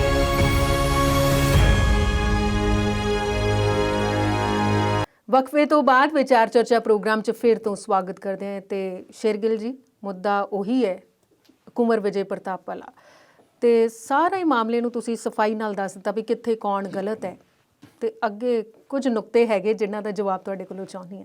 ਨਹੀਂ, ਮੈਂ ਕਿਸੇ ਨੂੰ ਗਲਤ ਜਾਂ ਕਿਸੇ ਨੂੰ ਸਹੀ ਤਾਂ ਨਹੀਂ ਠਹਿਰਾਇਆ। ਆਪਾਂ ਤਾਂ ਹਾਈ ਕੋਰਟ ਦੀਆਂ ਜੋ ਗੰਭੀਰ ਟਿੱਪਣੀਆਂ ਜਿਨ੍ਹਾਂ ਦਾ ਆਉਣ ਦੇ ਸਮੇਂ ਦੇ ਵਿੱਚ ਬਹੁਤ ਅਸਰ ਪੈਣ ਵਾਲਾ ਆ, ਬਹੁਤ ਮਾਇਨੇ ਰੱਖਣ ਵਾਲੀਆਂ, ਉਹਨਾਂ ਦਾ ਆਪਾਂ ਵਿਸਥਾਰ ਨਾਲ ਜ਼ਿਕਰ ਕਰਨਾ ਬਣਦਾ ਵੀ ਸੀਗਾ, ਕਿਉਂਕਿ ਹਾਲੇ ਤੱਕ ਇਹ ਜੱਜਮੈਂਟ ਜਨਤਕ ਨਹੀਂ ਸੀ ਹੋਈ। ਹੁਣ ਸਵਾਲ ਇੱਥੇ ਆ ਜਾਂਦਾ ਫਿਰ ਬੇਅਦਬੀ ਮਾਮਲੇ 'ਚ ਜ਼ਿੰਮੇਵਾਰ ਕੌਣ? ਅਕਾਲੀ ਦਲ ਕਹਿੰਦਾ ਆ ਵੀ ਨਿਰਪੱਖ ਜਾਂਚ ਹੋਵੇ, ਜਿਹੜੇ ਦੋਸ਼ੀ ਆ ਬੇਸ਼ੱਕ ਫਾਹੇ ਟੰਗ ਦਿਓ, ਅਸੀਂ ਨਹੀਂ ਕੋਈ ਵਿੱਚ ਅੜਿੱਕਾ ਪਾਉਂਦੇ। ਕੈਪਟਨ ਸਾਹਿਬ ਕਹਿੰਦੇ ਆ ਵੀ ਬੇਅਦਬੀ ਮਾਮਲੇ 'ਚ ਜਿੰਨੇ ਦੋਸ਼ੀ ਆ ਉਹ ਅਸੀਂ ਛੱਡਣੇ ਨਹੀਂ, ਟੰਗ ਦੇਣੇ ਆ, ਤੇ ਟੰਗਦਿਆਂ ਨੂੰ 4.5 ਸਾਲ ਹੋ ਗਏ ਆ। ਤੇ ਜਿਹੜੇ ਉੱਥੇ ਕੋਟਕਪੂਰਾ ਗੋਲੀ ਕਾਂਡ 'ਚ 2 ਨੌਜਵਾਨ ਮਰ ਗਏ ਸੀਗੇ, ਸ਼ਹੀਦ ਹੋ ਗਏ ਸੀਗੇ। ਉਸ ਤੋਂ ਬਾਅਦ ਬਹਿਬਲ ਕਲਾਂ ਗੋਲੀ ਕਾਂਡ ਵੀ ਹੋਇਆ। ਬੇਅਦਬੀ ਦੀਆਂ ਘਟਨਾਵਾਂ ਦਾ ਹਜੇ ਤੱਕ ਇਨਸਾਫ ਨਹੀਂ ਮਿਲਣਾ ਵੀ ਇਹ ਵੀ ਇੱਕ ਬਹੁਤ ਚਿੰਤਾ ਵਾਲੀ ਗੱਲ ਆ ਵੀ ਘੱਟੋ ਘੱਟ ਸਿਆਸਤ ਤੋਂ ਗੁਰੂ ਸਾਹਿਬ ਨੂੰ ਤਾਂ ਦੂਰ ਰੱਖਣਾ ਚਾਹੀਦਾ। ਤੇ ਜੇ ਇਹੋ ਜਿਹੀ ਸਿੱਟ ਬਣਾਈ ਸੀਗੀ, ਪਤਾ ਨਹੀਂ ਕਿੰਨੀਆਂ ਕੁ ਬਣਾਤੀਆਂ, ਪਹਿਲਾਂ ਰਣਵੀਰ ਸਿੰਘ ਖੱਟੜੇ ਵਾਲੀ ਸੀਗੀ, ਫਿਰ ਕਮਿਸ਼ਨ 2-3 ਬਣ ਗਏ, ਜੋਰਾ ਕਮਿਸ਼ਨ ਹੋ ਗਿਆ, ਜਸਟਿਸ ਰਣਜੀਤ ਸਿੰਘ ਕਮਿਸ਼ਨ ਹੋ ਗਿਆ, SIT ਬਣ ਗਏ। ਇਹ ਕਿੰਨਾ ਚਿਰ ਚੱਲੂ ਇੱਦਾਂ? ਤੇ ਇਹਦੇ ਨਾਲੋਂ ਚੰਗਾ ਨਹੀਂ ਹੁੰਦਾ ਵੀ ਜੇ ਸਰਕਾਰ ਚਾਹੁੰਦੀ ਤਾਂ ਹਾਈ ਕੋਰਟ ਦੇ ਕਿਸੇ ਸੇਵਾ ਮੁਕਤ ਜੱਜ ਨੂੰ ਹੀ ਕਹਿ ਦਿੰਦੇ ਭਾਈ ਜਾਂਚ ਕਰਕੇ ਇਹਦਾ ਨਿਪਟਾਰਾ ਕਰ ਦਿਓ। ਤੇ ਫਿਰ ਜਦੋਂ ਉਧਰ ਗੱਲ ਕਰੀਏ, ਜਿਹੜਾ ਸ਼ਹੀਦ ਹੋਏ ਆ ਉੱਥੇ ਹਰਭਗਵਾਨ ਸਿੰਘ, ਉਹਨਾਂ ਦਾ ਜਿਹੜਾ ਬੇਟਾ ਆ ਸੁਖਰਾਜ ਸਿੰਘ, ਉਹ ਤਾਂ ਕਹਿੰਦਾ ਵੀ ਇਹਦੇ ਵਿੱਚ ਪਹਿਲਾਂ ਹੀ ਦੁੱਧ ਦਾ ਦੁੱਧ ਪਾਣੀ ਦਾ ਪਾਣੀ ਸੀਗਾ, ਤੇ ਹੋਰ ਇਹਨਾਂ ਨੇ ਕੀ ਘੋਲਣਾ ਸੀਗਾ, ਉਹ ਸਾਰਿਆਂ ਦੇ ਸਾਹਮਣੇ ਆ। ਉੱਥੇ CCTV ਕੈਮਰੇ ਤੇ ਝੂਠ ਨਹੀਂ ਬੋਲਦੇ। ਪੁਲਿਸ ਵਾਲਿਆਂ ਨੇ ਜੇ ਗੋਲੀਆਂ ਚਲਾਈਆਂ ਤੇ ਉਹ ਝੂਠ ਨਹੀਂ ਬੋਲਦੀਆਂ, ਬੇਸ਼ੱਕ ਉਹ ਦੇਖ ਕੇ ਫਰੋਲਿਆ ਜਾ ਸਕਦਾ। ਹੁਣ ਹਾਈ ਕੋਰਟ ਤਾਂ ਕਹਿੰਦੀ ਆ ਵੀ ਇਹਨਾਂ ਨੇ ਤਾਂ ਜਿਹੜੇ ਮੁੱਖ ਵਿੱਚ ਜ਼ਖਮੀ ਹੋਏ ਸੀ ਬੰਦੇ, ਉਹਨਾਂ ਦੇ ਬਿਆਨ ਤੱਕ ਨਹੀਂ ਲਏ, ਤੇ ਜਿਨ੍ਹਾਂ ਦੇ ਲਏ ਆ ਉਹਨਾਂ ਦੇ ਆਪਣੇ ਤਰੀਕੇ ਨਾਲ ਲਏ ਆ ਵੀ ਜੋ ਮੈਂ ਕਹਿੰਦਾ ਉਹਦਾ ਕਰੋ, ਬਾਕੀ ਗੱਲ ਨਹੀਂ ਕਰਨੀ। ਤੇ ਦੇਖੋ, ਜੇ ਇਹੋ ਜਿਹੀ ਜਾਂਚ ਕਰਨ ਵਾਲੀ ਟੀਮ ਆਪਣੇ ਤਰੀਕੇ ਨਾਲ ਸਾਰਾ ਕੁਝ ਵਿੱਚ ਪਾ ਕੇ ਰਿਪੋਰਟ ਪੇਸ਼ ਕਰ ਦੇਵੇ ਤੇ ਗਾਹਾਂ ਆਉਣ ਵਾਲੇ ਸਮੇਂ ਦੇ ਵਿੱਚ ਇਨਸਾਫ ਦੀ ਤਾਂ ਕੀ ਆਸ ਰੱਖੀ ਜਾ ਸਕਦੀ? ਇਹੋ ਜਿਹੀਆਂ SIT ਤੇ ਕੌਣ ਵਿਸ਼ਵਾਸ ਕਰੂਗਾ? ਇਹ ਵੀ ਇੱਕ ਬਹੁਤ ਵੱਡਾ ਸਵਾਲ ਹੈ। ਤੇ ਇਸ ਸਵਾਲ ਦਾ ਜਵਾਬ ਤਾਂ ਭਵਿੱਖ ਵਿੱਚੋਂ ਲੱਭ ਪਏਗਾ। ਪਰ ਇਸ ਵੇਲੇ ਨਵਜੋਤ ਸਿੰਘ ਸਿੱਧੂ ਦੇ ਫਿਰ ਤੋਂ ਚਰਚੇ ਨੇ, ਕਦੀ ਕੁਝ ਕਹਿੰਦੇ ਨੇ, ਕਦੀ ਕੁਝ ਕਹਿੰਦੇ ਨੇ, ਤੇ ਹੁਣ ਉਹ ਲੱਗਦਾ ਹੈ ਕਿ ਕਾਂਗਰਸ ਨਾਲੋਂ ਤੋੜ ਵਿਛੋੜੇ ਵੱਲ ਵੱਧ ਰਹੇ ਨੇ। ਦੇਖੋ, ਇਹਦੇ ਵਿੱਚ ਗੱਲ ਬੇਅਦਬੀ ਮਾਮਲੇ ਦੀ ਹੀ ਹੈ, ਸਿੱਧੂ ਦੀ। ਹੁਣ ਸਿੱਧੂ ਦੀ ਔਰ ਕੁੰਵਰ ਵਿਜੇ ਪ੍ਰਤਾਪ ਦੀ ਭਾਈਵਾਲੀ ਵੀ ਚਰਚਾ 'ਚ ਆ। ਆਮ ਗਲਿਆਰਿਆਂ ਦੇ ਵਿੱਚ ਇਹ ਗੱਲ ਹੈਗੀ ਆ, ਇਹਨਾਂ ਦੀ ਦੋਵਾਂ ਦੀ ਨੇੜਤਾ ਆ। ਆਉਣ ਵਾਲੇ ਸਮੇਂ ਦੇ ਵਿੱਚ ਪਤਾ ਨਹੀਂ ਕਿੱਧਰ ਨੂੰ ਜਾਂਦੀ, ਕੀ ਕਰਦੇ ਆ, ਕੀ ਕਿਹੜਾ ਫਰੰਟ ਬਣਾ ਲੈਂਦੇ ਆ, ਕਿਉਂਕਿ ਉਹ ਵੀ ਹੁਣ ਵਿਹਲੇ ਹੋ ਗਏ ਆ ਜੀ ਤੇ ਸਿੱਧੂ ਸਾਹਿਬ ਪਹਿਲਾਂ ਵਿਹਲੇ ਤੁਰੇ ਆਉਣ ਡਏ ਆ। ਜੀ ਪਰ ਇੱਕ ਗੱਲ ਸਮਝ ਨਹੀਂ ਆਉਂਦੀ ਆ ਵੀ ਸਿੱਧੂ ਸਾਹਿਬ ਹੋਰ ਦਬਾਅ ਪਾ ਰਹੇ ਆ ਕਿ ਨਵਾਂ ਰਾਹ ਲੱਭ ਰਹੇ ਆ। ਜੀ ਇਹ ਹਾਲੇ ਤੱਕ ਉਹਨਾਂ ਨੇ ਕਲੀਅਰ ਨਹੀਂ ਕੀਤਾ। ਜੀ ਜਦੋਂ ਦੇਖੋ ਉਹ ਟਵਿੱਟੀ ਹੁੰਦੇ ਆ ਜੀ ਵੀ ਮਸਲਾ ਟਵਿੱਟਰ ਰਾਹੀਂ ਨਹੀਂ ਕੋਈ ਵੀ ਹੱਲ ਹੁੰਦਾ। ਜੀ ਨਿੱਜੀ ਤੌਰ ਤੇ ਅਮਲੀ ਰੂਪ ਵਿੱਚ ਆ ਕੇ ਕੋਈ ਕੰਮ ਕਰੂੰਗੇ ਤਾਂ ਫੇਰ ਹੀ ਲੋਕਾਂ ਨੇ ਦੇਖਣਾ। ਜੀ ਟਵਿੱਟਰ ਤੇ ਤਾਂ ਇਹ ਨਹੀਂ ਦੇਖਣਾ ਵੀ ਤੁਸੀਂ ਚਾਹੇ ਉਹਦੇ ਸ਼ਹਿਰੋ ਸ਼ਾਇਰੀ ਕਰਦੇ ਹੋ, ਜੀ। ਚਾਹੇ ਕੁਝ ਬੋਲਦੇ ਹੋ, ਚਾਹੇ ਕੁਝ ਬੋਲਦੇ ਹੋ। ਇਦਾਂ ਗੱਲ ਨਹੀਂ ਬਣਦੀ ਹੁੰਦੀ ਆ ਜਿੰਨਾ ਚਿਰ ਤੁਸੀਂ ਲੋਕਾਂ ਦੇ ਵਿੱਚ ਵਿਚਰ ਕੇ ਉਹਦੇ ਪ੍ਰਤੀ ਆਪਣੀ ਪ੍ਰਤੀਬੱਧਤਾ ਨਹੀਂ ਪੇਸ਼ ਕਰਦੇ, ਉਹਨਾਂ ਚਿਰ ਲੋਕਾਂ ਨੇ ਤੁਹਾਨੂੰ ਸਵੀਕਾਰ ਨਹੀਂ ਕਰਨਾ ਜਿੱਦਾਂ ਪਹਿਲਾਂ ਕਰਦੇ ਸੀਗੇ। ਵੈਸੇ ਵੀ ਕਹਿੰਦੇ ਨੇ ਨਾ, ਜੇ ਜਿੱਤਣਾ ਹੈ ਤੇ ਜੰਗ ਦੇ ਮੈਦਾਨ ਵਿੱਚ ਨਿੱਤਰਨਾ ਜਾਣਾ ਪੈਂਦਾ। ਬਿਲਕੁਲ ਜੀ, ਘਰੇ ਬੈਠਿਆ ਜੰਗ ਨਹੀਂ ਜਿੱਤੀ ਜਾ ਸਕਦੀ। ਪਰ ਸਿੱਧੂ ਸਾਹਿਬ ਦੀ ਹਜੇ ਤੱਕ ਇਹ ਗੱਲ ਕਲੀਅਰ ਨਹੀਂ ਹੋਈ ਆ। ਜੀ ਭਾਵੇਂ ਉਹ ਕਹਿ ਦਈਏ ਵੀ ਕੈਪਟਨ ਸਰਕਾਰ ਨੂੰ ਉਹਨੇ ਵਟੋ ਵਟ ਪਾਇਆ ਹੋਇਆ। ਜੀ ਕੈਪਟਨ ਸਰਕਾਰ ਦੇ ਵੀ ਸਮਝ ਨਹੀਂ ਆਉਂਦੀ ਵੀ ਮੈਂ ਤੇ ਯਾਰ ਇਹਨੂੰ ਲੰਚ ਵੀ ਕਰਾ ਕੇ ਦੇਖ ਲਿਆ, ਮੈਂ ਇਹਨੂੰ ਚਾਹ ਵੀ ਪਿਲਾ ਕੇ ਦੇਖ ਰਹੀ, ਹੁਣ ਡਿਨਰ ਰਹਿੰਦਾ ਡਿਨਰ ਵੀ ਕਰਾ ਦੂੰਗਾ। ਇਹ ਬੰਦਾ ਫੇਰ ਨਹੀਂ ਮੰਨਦਾ, ਫੇਰ ਆਪਣੀ ਲੀਹ ਵੱਖਰੀ ਲੈ ਕੇ ਤੁਰ ਪੈਂਦਾ। ਹੁਣ ਜਦੋਂ ਤੋਂ ਹਾਈ ਕੋਰਟ ਦਾ ਇਹ ਫੈਸਲਾ ਆਇਆ ਜਿਹੜਾ ਕਿ ਹੁਣ ਜਨਤਕ ਹੋਇਆ 2 ਹਫ਼ਤੇ ਪਹਿਲਾਂ ਤੋਂ, ਇਹਨੇ ਫੇਰ ਆਪਣੀ ਲਕੀਰ ਵੱਖ ਖਿੱਚਣੀ ਸ਼ੁਰੂ ਕਰ ਦਿੱਤੀ। ਜੀ ਇਹ ਕਿੰਨਾ ਚਿਰ ਚੱਲੂਗਾ ਇਦਾਂ? 2, 2.5, 3 ਸਾਲ ਤੋਂ ਤਾਂ ਤੁਸੀਂ ਪਹਿਲਾਂ ਹੀ ਚੁੱਪ ਸੀਗੇ। ਜੀ ਫਿਰ ਉਸੇ ਪਾਰਟੀ ਦੇ ਨਾਲ ਤੁਸੀਂ ਜਾ ਕੇ ਕਹਿੰਦੇ ਆ ਵੀ ਮੈਨੂੰ ਕੁਝ ਨਹੀਂ ਚਾਹੀਦਾ ਜੀ, ਮੈਂ ਕੋਈ ਡਿਮਾਂਡ ਨਹੀਂ ਕੀਤੀ। ਥੋੜਾ ਚਿਰ ਲੰਘ ਜਾਂਦਾ ਫਿਰ ਉਹਨੂੰ ਫੇਰ ਤੁਸੀਂ ਉਛਾਲਣਾ ਸ਼ੁਰੂ ਕਰ ਦਿੰਦੇ ਆ। ਹੁਣ ਉਹ ਕਹਿੰਦੇ ਆ ਵੀ ਮੁੱਖ ਮੰਤਰੀ ਇਹਦੀ ਜਵਾਬਦੇਹੀ ਤੋਂ ਬਚ ਨਹੀਂ ਸਕਦੇ, ਇਹ ਤਾਂ ਸਾਰਿਆਂ ਨੂੰ ਪਤਾ। ਫੇਰ ਕਹਿੰਦੇ ਆ ਜੀ ਤੁਸੀਂ ਅਤੁਲ ਨੰਦਾ ਨੂੰ ਬਲੀ ਦਾ ਬੱਕਰਾ ਬਣਾ ਰਹੇ ਆ, ਜਦ ਕਿ ਦੋਸ਼ੀ ਸਾਰੇ ਆ ਤੁਸੀਂ, ਜਿਹੜੇ ਕਿ ਨਾਲ ਭਾਈਵਾਲੀ ਆ। ਇੱਕ ਗੱਲ ਬਹੁਤ ਵੱਡੀ ਕਹੀ ਉਹਦੇ ਵਿੱਚ, ਉਹਨੇ ਟਵੀਟ ਕਰਦੇ ਆ ਵੀ ਇੱਕ ਬੰਦਾ ਆ ਜਿਹਦੀ ਦੋਸ਼ੀਆਂ ਦੇ ਨਾਲ ਭਾਈਵਾਲੀ ਆ, ਜਿਹਦੇ ਕਰਕੇ ਸਾਰਾ ਕੰਮ ਨੇਪਰੇ ਨਹੀਂ ਚੜ ਰਿਹਾ। ਤੇ ਕੌਣ? ਨਾਂ ਨਹੀਂ ਲਿਆ ਉਹਨਾਂ ਨੇ। ਹੁਣ ਇਹਦੋਂ ਤਾਂ ਸਪਸ਼ਟ ਤਾਂ ਹੋ ਹੀ ਜਾਂਦਾ ਵੀ ਨਾ ਕਿ ਇਹਨਾਂ ਨੂੰ ਕਹਿਣਾ ਚਾਹੁੰਦੇ ਆ, ਪਰ ਸਪਸ਼ਟ ਕਰ ਦੇਣਾ ਚਾਹੀਦਾ ਆ। ਜੇ ਤੁਸੀਂ ਕਾਂਗਰਸ 'ਚ ਨਹੀਂ ਰਹਿਣਾ ਤੇ ਵੱਖ ਹੋ ਕੇ ਸਿੱਧੀ ਖੁੱਲ੍ਹੇਆਮ ਬਗਾਵਤ ਕਰਕੇ ਦੱਸੋ। ਅਗਲਿਆਂ ਦੇ ਉੱਤੇ ਹਮਲੇ ਕਰਕੇ ਇਸ ਤਰੀਕੇ ਨਾਲ ਮਜਬੂਰ ਕਰ ਦਿਓ ਕਿ ਮੈਂ ਉਹੀ ਬੰਦਾ ਜਿਹਨੂੰ ਤੁਸੀਂ 4 ਸਾਲ ਪੁੱਛਿਆ ਨਹੀਂ, ਆਓ ਮੈਦਾਨ 'ਚ ਹੁਣ। ਇਦਾਂ ਵੀ ਨਹੀਂ ਕਰਦੇ। ਤੇ ਜੇ ਤੁਸੀਂ ਵਿੱਚੇ ਹੀ ਰਹਿਣਾ ਤੇ ਫਿਰ ਕਦੇ ਕਹਿੰਦੇ ਵੀ ਮੇਰੇ ਰਹਿਨੁਮਾ ਰਾਹੁਲ ਸਾਹਿਬ ਆ, ਮੇਰੇ ਰਹਿਨੁਮਾ ਸੋਨੀਆ ਗਾਂਧੀ ਸਾਹਿਬ ਆ, ਮੇਰੇ ਸਭ ਕੁਝ ਕੈਪਟਨ ਅਮਰਿੰਦਰ ਸਾਹਿਬ ਆ। ਇਦਾਂ ਨਹੀਂ ਗੱਲ ਚੱਲਦੀ ਹੁੰਦੀ ਆ ਸਿਆਸਤ ਦੇ ਵਿੱਚ।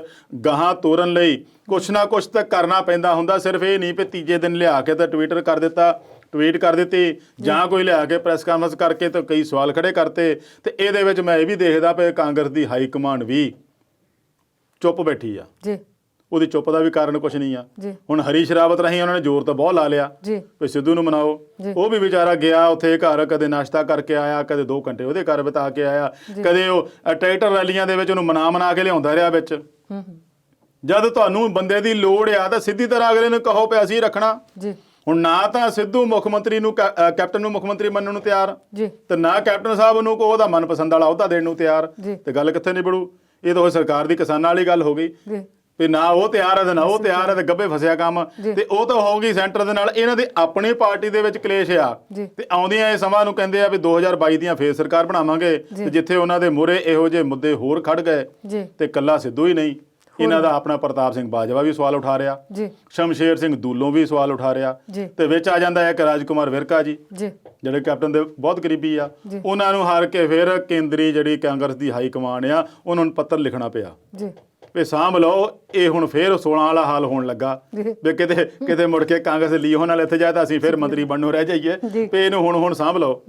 ਤੇ ਇਹ ਕਾਂਗਰਸ ਦੀ ਹਾਈ ਕਮਾਂਡ ਦੀ ਬਹੁਤ ਹੀ ਨਾਕਾਮੀ ਆ ਇਹ ਸਮਾਂ ਵਿਹਾਨ ਤੋਂ ਬਾਅਦ ਜਾਗਦੀ ਆ। ਹੁਣ ਉਹ ਪਤਾ ਨਹੀਂ ਦੇਖਦੀ ਰਹਿੰਦੀ ਆ। ਇਹ ਸਮਾਂ ਇਹਨਾਂ ਨੇ ਸਿਰਫ ਬਚਾਇਆ ਤਾਂ ਰਾਜਸਥਾਨ 'ਚ ਬਚਾਇਆ ਸੀਗਾ, ਜਿਹੜੇ ਸਮੇਂ ਸਿਰ ਰਹਿੰਦੇ ਆ ਕੰਮ ਕਰ ਗਏ ਸੀ, ਉਹ ਵੀ ਦਿਗਵਿਜੇ ਦੀ ਥੋੜੀ ਜਿਹੀ ਆਪਣੀ ਸਿਆਣਪ ਕਰਕੇ। ਨਹੀਂ ਤਾਂ ਮੱਧ ਪ੍ਰਦੇਸ਼ ਜੋ ਹਾਲ ਹੋਇਆ ਉਹ ਦੇਖ ਹੀ ਲਿਆ ਪਿਆ। ਉਹ ਵਿਚਾਰਾ ਪਤਾ ਨਹੀਂ ਕਿੰਨੀ ਵਾਰੀ ਗਿਆ ਇਹਨਾਂ ਨੂੰ ਮਿਲਣ ਲਈ, ਤੇ ਜੋਤਿਰਾਦਿੱਤਿਆ ਸਿੰਧੀਆ ਸਮਾਂ ਹੀ ਨਹੀਂ ਦਿੱਤਾ। ਸਮਾਂ ਤੇ ਸਚਿਨ ਪਾਇਲਟ ਨੂੰ ਵੀ ਦਿੰਦੇ ਸੀਗੇ ਮਿਲਣ ਲਈ, ਪਰ ਉਹ ਸੂਝ-ਬੂਝ ਕੰਮ ਕਰ ਗਈ ਦਿਗਵਿਜੇ ਦੀ। ਹੁਣ ਇੱਥੇ ਸੂਝ-ਬੂਝ ਕੈਪਟਨ ਦੀ ਕੰਮ ਕਰੂਗੀ ਤਾਂ ਹੀ ਠੀਕ ਆ, ਪਰ ਕਰੇਗੀ ਜਿੰਨੇ ਮੰਤਰੀ ਆ ਉਹ ਸਾਰੇ ਕੁੰਵਰ ਵਿਜੇ ਪ੍ਰਤਾਪ ਦੇ ਖਿਲਾਫ ਕੱਲ ਖੜ ਗਏ ਵੀ ਤੁਸੀਂ ਤਾਂ ਇਹਦੀ ਸ਼ਾਬਾਸ਼ ਦੇਣ ਡਏ ਆ, ਤੇ ਸਾਨੂੰ ਤਾਂ ਲੱਗਦਾ ਵੀ ਕੇਸ ਹੀ ਸਾਰਾ ਇਹਨੇ ਖਰਾਬ ਕੀਤਾ। ਇਹ ਵੀ ਬਹੁਤ ਵੱਡੀ ਗੱਲ ਆ ਵੀ ਤੁਹਾਡੇ ਆਪ ਦੇ ਕੈਬਨਿਟ ਮੰਤਰੀ ਜਿਸ ਬੰਦੇ ਦੀ ਤੁਸੀਂ ਪਿੱਠ ਪੂਰਦੇ ਆ ਉਹਦੇ ਖਿਲਾਫ ਹੋ ਕੇ ਤੁਹਾਨੂੰ ਸਵਾਲ ਕਰ ਰਹੇ ਆ ਤੇ ਕੈਪਟਨ ਸਾਹਿਬ ਇਹਦੇ ਖਿਲਾਫ ਹੀ ਕਾਰਵਾਈ ਕਰੋ। ਤੇ ਮੈਨੂੰ ਲੱਗਦਾ ਵੀ ਜੇ ਦਬਾਅ ਵੱਧ ਗਿਆ ਆਉਂਦੇ ਸਮੇਂ ਦੇ ਵਿੱਚ ਸਿੱਧੂ ਵਾਲਾ ਦਾ ਕੀ ਬਣਨਾ ਉਹ ਤਾਂ ਮੈਂ ਕਹਿ ਨਹੀਂ ਸਕਦਾ। ਹੋ ਸਕਦਾ ਸਰਕਾਰ ਕੁੰਵਰ ਵਿਜੇ ਪ੍ਰਤਾਪ ਦੇ ਦੁਆਲੇ ਨਾ ਹੋ ਜਾਵੇ, ਜੋ ਕੁਝ ਟਿੱਪਣੀਆਂ ਹਾਈ ਕੋਰਟ ਦੀਆਂ, ਜੀ ਜੋ ਪੰਜਾਬ ਕਾਂਗਰਸ ਦੇ ਮੰਤਰੀਆਂ ਦੀਆਂ ਗੱਲਾਂ ਆ, ਜੀ ਜਿੱਥੋਂ ਉਹ ਕਹਿ ਰਹੇ ਵੀ ਕੇਸ ਖਰਾਬ ਇਹਨੇ ਕੀਤਾ, ਜੇ ਇਹੋ ਜਿਹੀ ਗੱਲਾਂ ਦਾ ਦਬਾਅ ਪੰਜਾਬ ਸਰਕਾਰ ਤੇ ਵੱਧ ਜਾਂਦਾ ਆ ਤੇ ਉੱਥੇ ਉਹਨੂੰ ਮਜਬੂਰ ਹੋਣਾ ਪਊਗਾ ਵੀ ਇਹਦੇ ਲਈ ਵੀ ਜਾਂਚ ਸ਼ੁਰੂ ਕਰ ਦੇਣ। ਜੀ ਤੇ ਇੱਕ ਜਾਂਚ ਉਹਨਾਂ ਨੇ SIT ਉਧਰ ਬਣਾਉਣੀ ਆ ਤੇ ਇੱਕ ਫੇਰ ਜਾਂਚ ਇੱਧਰ ਸ਼ੁਰੂ ਕਰ ਦੇਣਗੇ ਵੀ ਇਹਨੇ ਆਹ ਲਕੂਨਾ ਕਿਉਂ ਰੱਖਿਆ, ਜੀ ਤੇ ਇਹਦਾ ਵੀ ਪਤਾ ਲਾਇਆ ਜਾਵੇ ਕਿ ਕਿਤੇ ਇਹਨਾਂ ਦੀ ਭਾਈਵਾਲੀ ਅਗਲੀਆਂ ਪਾਰਟੀਆਂ ਨਾਲ ਨਹੀਂ ਸੀ। ਕਿਉਂਕਿ ਮੈਂ ਜ਼ਿਕਰ ਕੀਤਾ ਵੀ ਰਾਜਪਾਲ ਸਾਹਿਬ ਨੂੰ ਮਿਲਦੇ ਸੀਗੇ, ਜੀ ਹਰ ਮਹੀਨੇ ਮਿਲਦੇ ਸੀਗੇ, ਜੀ। ਤੇ ਕੈਪਟਨ ਸਾਹਿਬ ਨੂੰ ਨਹੀਂ ਸੀ ਪਤਾ ਜੀ ਕਿ ਰਾਜਪਾਲ ਸਾਹਿਬ ਨੂੰ ਕੋਈ ਵੀ ਅਫਸਰ ਇਸ ਤਰੀਕੇ ਨਾਲ ਮਿਲਦਾ ਹੋਵੇ ਤਾਂ ਕੈਪਟਨ ਸਾਹਿਬ ਦੇ ਧਿਆਨ 'ਚ ਹੋਣਾ ਚਾਹੀਦਾ। ਜੀ। ਇਹ ਵੀ ਉਹਨਾਂ ਨੇ ਖੁਦ ਦੱਸਿਆ ਜੀ ਵੀ ਮੈਂ ਤਾਂ ਹਰ ਮਹੀਨੇ ਆਉਂਦਾ ਰਿਹਾ, ਜੀ। ਉਦੋਂ ਵੀ ਇਹਨਾਂ ਦੇ ਕੰਨ ਨਹੀਂ ਖੜੇ ਹੋਏ ਜੀ ਵੀ ਜੇ ਇਹ ਰਾਜਪਾਲ ਸਾਹਿਬ ਨੂੰ ਮਿਲਦੇ ਸੀ ਤੇ ਜੋ ਵੀ ਜਾਂਚ ਦਾ ਕੰਮ ਕਰਦੇ ਸੀ, ਜੋ ਵੀ ਇਹਨਾਂ ਦੀ ਇਨਵੈਸਟੀਗੇਸ਼ਨ ਹੋਈ ਸੀਗੀ, ਜਿਨ੍ਹਾਂ ਦੇ ਨਾਂ ਇਹਨਾਂ ਨੂੰ ਆਏ ਸੀਗੇ ਸਾਹਮਣੇ, ਉਹ ਤਾਂ ਪਹੁੰਚ ਗਏ ਹੋਣਗੇ, ਜੀ ਤੁਹਾਡੇ ਕੋਲ ਵੀ ਗਏ ਹੋਣਗੇ, ਤਾਂ ਰਾਜਪਾਲ ਸਾਹਿਬ ਕੋਲ ਵੀ ਗਏ ਹੋਣੇ, ਜੀ। ਤਾਂ ਰਾਜਪਾਲ ਸਾਹਿਬ ਗ੍ਰਹਿ ਮੰਤਰੀ ਕੋਲ ਗਏ ਹੋਣਗੇ। ਜੀ। ਇਹਦਾ ਜਿਹੜਾ ਆਉਣ ਵਾਲੇ ਸਿਨੈਰੀਓ ਕੀ ਬਣਨਾ ਆ, ਜੀ ਸਿਆਸੀ ਦ੍ਰਿਸ਼ ਜਿਹੜਾ 2022 ਦਾ ਕੀ ਬਣਨਾ ਆ, ਉਹ ਸਾਫ਼ ਨਜ਼ਰ ਆ ਰਿਹਾ ਜੀ। ਕਿ ਇਹ ਸੂਈ ਹੁਣ ਕਿੱਧਰ ਨੂੰ ਜਾ ਰਹੀ ਆ। ਜੀ ਸੋ ਸਿੱਧੂ ਸਾਹਿਬ ਨੂੰ ਵੀ ਹੌਲੀ ਹੌਲੀ ਇਹਨਾਂ ਦੇ ਪ੍ਰਤੀ ਜੇ ਕਾਲੀ ਨਾ ਕਰੀਏ, ਕਿਉਂਕਿ ਉਹ ਵੀ 2 ਦਿਨ 3 ਦਿਨ ਰੋਕੇ ਨਾ ਫਿਰ ਟਵੀਟ ਕਰਕੇ ਛੱਡ ਦਿੰਦੇ ਆ, ਜੀ। ਤੇ ਉਹ ਮੀਡੀਆ ਦੇ ਵਿੱਚ ਸੈਲੀਬ੍ਰਿਟੀ ਹੈਗੀ ਆ, ਜੀ। ਉਹ ਕਹਿੰਦੇ ਲੈ ਵੀ ਹੁਣ, ਔਰ ਜਦੋਂ ਜੀ। ਸਰਕਾਰ ਦੇ ਖਿਲਾਫ ਕੋਈ ਬੋਲੇ ਤਾਂ ਕੁਦਰਤੀ ਆ ਵੀ ਮੀਡੀਆ ਨੇ ਚੱਕਣਾ ਹੁੰਦਾ, ਜੀ। ਪਰ ਉਹਨਾਂ ਨੂੰ ਵੀ ਇੱਕ ਲਕੀਰ ਖਿੱਚਣੀ ਪਊਗੀ, ਜੀ। ਜਾਂ ਆਰ ਜਾਂ ਜਾਂ ਪਾਰ। ਪਾਰ। ਜੀ। ਪਰ ਐਦਾਂ ਨਹੀਂ ਚੱਲਣਾ ਵੀ ਤੁਸੀਂ ਸਿਰਫ ਘਰੇ ਬੈਠੇ ਟਵੀਟ ਕਰਦੇ ਹੋ ਜੀ ਤੇ ਆਪਣੀ ਸਰਕਾਰ ਦੇ ਸਵਾਲ ਕਰਦੇ ਹੋ ਖੜੇ, ਜੀ। ਕੰਮ ਕੋਈ ਨਾ ਕਰੋ, ਜੀ। ਤੇ ਨਾ ਉਧਰੋਂ ਕੁਝ ਮਿਲੇ ਤੇ ਨਾ ਉਧਰੋਂ ਕੁਝ ਮਿਲੇ, ਤਾਂ ਸਮਾਂ ਤੁਹਾਡਾ ਲੰਘ ਜਾਏ, ਤਾਂ 22 ਵੀ ਲੰਘ ਜਾਵੇ, ਮੁੜ ਕੇ 5 ਸਾਲ ਪਾ ਰਿਹਾ। ਜੀ ਤੇ ਅਵਤਾਰ ਜੀ ਥੋੜੇ ਜਿਹੇ ਸ਼ਬਦਾਂ 'ਚ ਜਵਾਬ ਚਾਹਾਂਗੇ ਕਿ ਇੱਕ ਸਾਬਕਾ ਗ੍ਰਹਿ ਮੰਤਰੀ ਦੇ ਖਿਲਾਫ FIR ਦਰਜ ਹੋਈ ਹੈ, ਬਿਲਕੁਲ ਥੋੜੇ ਜਿਹੇ ਸ਼ਬਦਾਂ 'ਚ। ਬਿਲਕੁਲ ਜੀ, ਇਹ ਬਹੁਤ ਹੀ ਲੰਬਾ ਚੱਲਿਆ ਆ ਰਿਹਾ ਮਾਮਲਾ ਮੁੰਬਈ ਦਾ। ਜੀ ਮੁਕੇਸ਼ ਅੰਬਾਨੀ ਦੇ ਘਰ ਦੇ ਮੂਹਰੇ ਜਿਹੜੀ ਵਿਸਫੋਟਕ ਗੱਡੀ ਮਿਲੀ ਸੀ, ਜੀ ਉਹਦੇ ਵਿੱਚ ਜਿਹੜੇ ਵਜੇ ਆ ਉਹ API, ਜੀ ਉਹਦੀ ਗ੍ਰਿਫਤਾਰੀ ਤੋਂ ਬਾਅਦ ਕਾਫੀ ਕੁਝ ਖੁਲਾਸੇ ਹੋਏ ਆ, ਜਿਹਦੇ ਵਿੱਚ ਪਰਮਵੀਰ ਸਿੰਘ ਸਾਬਕਾ ਪੁਲਿਸ ਕਮਿਸ਼ਨਰ ਰਿਹਾ, ਉਹਨਾਂ ਨੇ ਕਹਿਤਾ ਸੀਗਾ ਕਿ ਜਿਹੜੇ ਅਨਿਲ ਦੇਸ਼ਮੁਖ ਗ੍ਰਹਿ ਮੰਤਰੀ ਰਹੇ ਆ, ਉਹਨਾਂ ਨੇ 100 ਕਰੋੜ ਦੀ ਵਸੂਲੀ ਦਾ ਇਹਨਾਂ ਟੀਚਾ ਰੱਖਿਆ ਸੀਗਾ। ਜੀ ਉਹਦੀ ਜਾਂਚ ਜਿਹੜੀ CBI ਨੂੰ ਸੌਂਪੀ ਸੀਗੀ, ਉਹਨੂੰ ਟਾਈਮ ਫਰੇਮ ਦੇ ਵਿੱਚ ਮੁਕੰਮਲ ਕਰਨ ਲਈ ਕਿਹਾ ਸੀਗਾ, ਜੀ ਤੇ ਮੈਨੂੰ ਲੱਗਦਾ ਉਹਨਾਂ ਨੇ ਮੁਕੰਮਲ ਕਰ ਲਈ ਹੋਣੀ, ਜਿਹੜੀ ਤੁਸੀਂ ਕਿਹਾ ਪਿਆ FIR ਦਰਜ ਕਰ ਲਈ। ਜੀ ਤੇ ਜੋ ਜਾਂਚ ਮੁਕੰਮਲ ਕਰਨ ਤੋਂ ਬਾਅਦ ਹੀ FIR ਦਰਜ ਕੀਤੀ ਆ, ਤੇ ਇਹਦੇ ਵਿੱਚ ਅਨਿਲ ਦੇਸ਼ਮੁਖ ਹੋਣੀ ਪੂਰੀ ਤਰ੍ਹਾਂ ਘਿਰਦੇ ਨਜ਼ਰ ਆ ਰਹੇ ਆ। ਜੀ FIR ਅੱਜ ਹੋ ਗਈ ਆ, ਆਉਂਦੇ ਸਮੇਂ ਦੇ ਵਿੱਚ ਹੋ ਸਕਦਾ ਉਹਨਾਂ ਦੀ ਗ੍ਰਿਫਤਾਰੀ ਵੀ ਹੋ ਜਾਵੇ। ਜੀ ਤੇ ਅਵਤਾਰ ਜੀ, ਬੜੇ ਸੋਹਣੇ ਤਰੀਕੇ ਨਾਲ ਤੁਸੀਂ ਅੱਜ ਦੇ ਮੁੱਦਿਆਂ ਤੇ ਵਿਸਥਾਰ ਨਾਲ ਜਾਣਕਾਰੀ ਦਿੱਤੀ, ਤੁਹਾਡਾ ਬਹੁਤ ਬਹੁਤ ਧੰਨਵਾਦ। ਸ਼ੁਕਰੀਆ ਜੀ। ਸੋ ਦਰਸ਼ਕਾਂ ਦਾ ਵੀ ਧੰਨਵਾਦ ਕਰਦੇ ਹਾਂ ਅੱਜ ਦੇ ਵਿਚਾਰ ਚਰਚਾ ਨਾਲ ਜੁੜਨ ਲਈ। ਨਵੇਂ ਮੁੱਦਿਆਂ ਦੇ ਨਾਲ, ਮਾਹਿਰ ਮਹਿਮਾਨ ਦੇ ਨਾਲ ਫਿਰ ਤੋਂ ਹਾਜ਼ਰ ਹੋਵਾਂਗੇ। ਉਦੋਂ ਤੱਕ ਲਈ ਸਤਿ ਸ੍ਰੀ ਅਕਾਲ।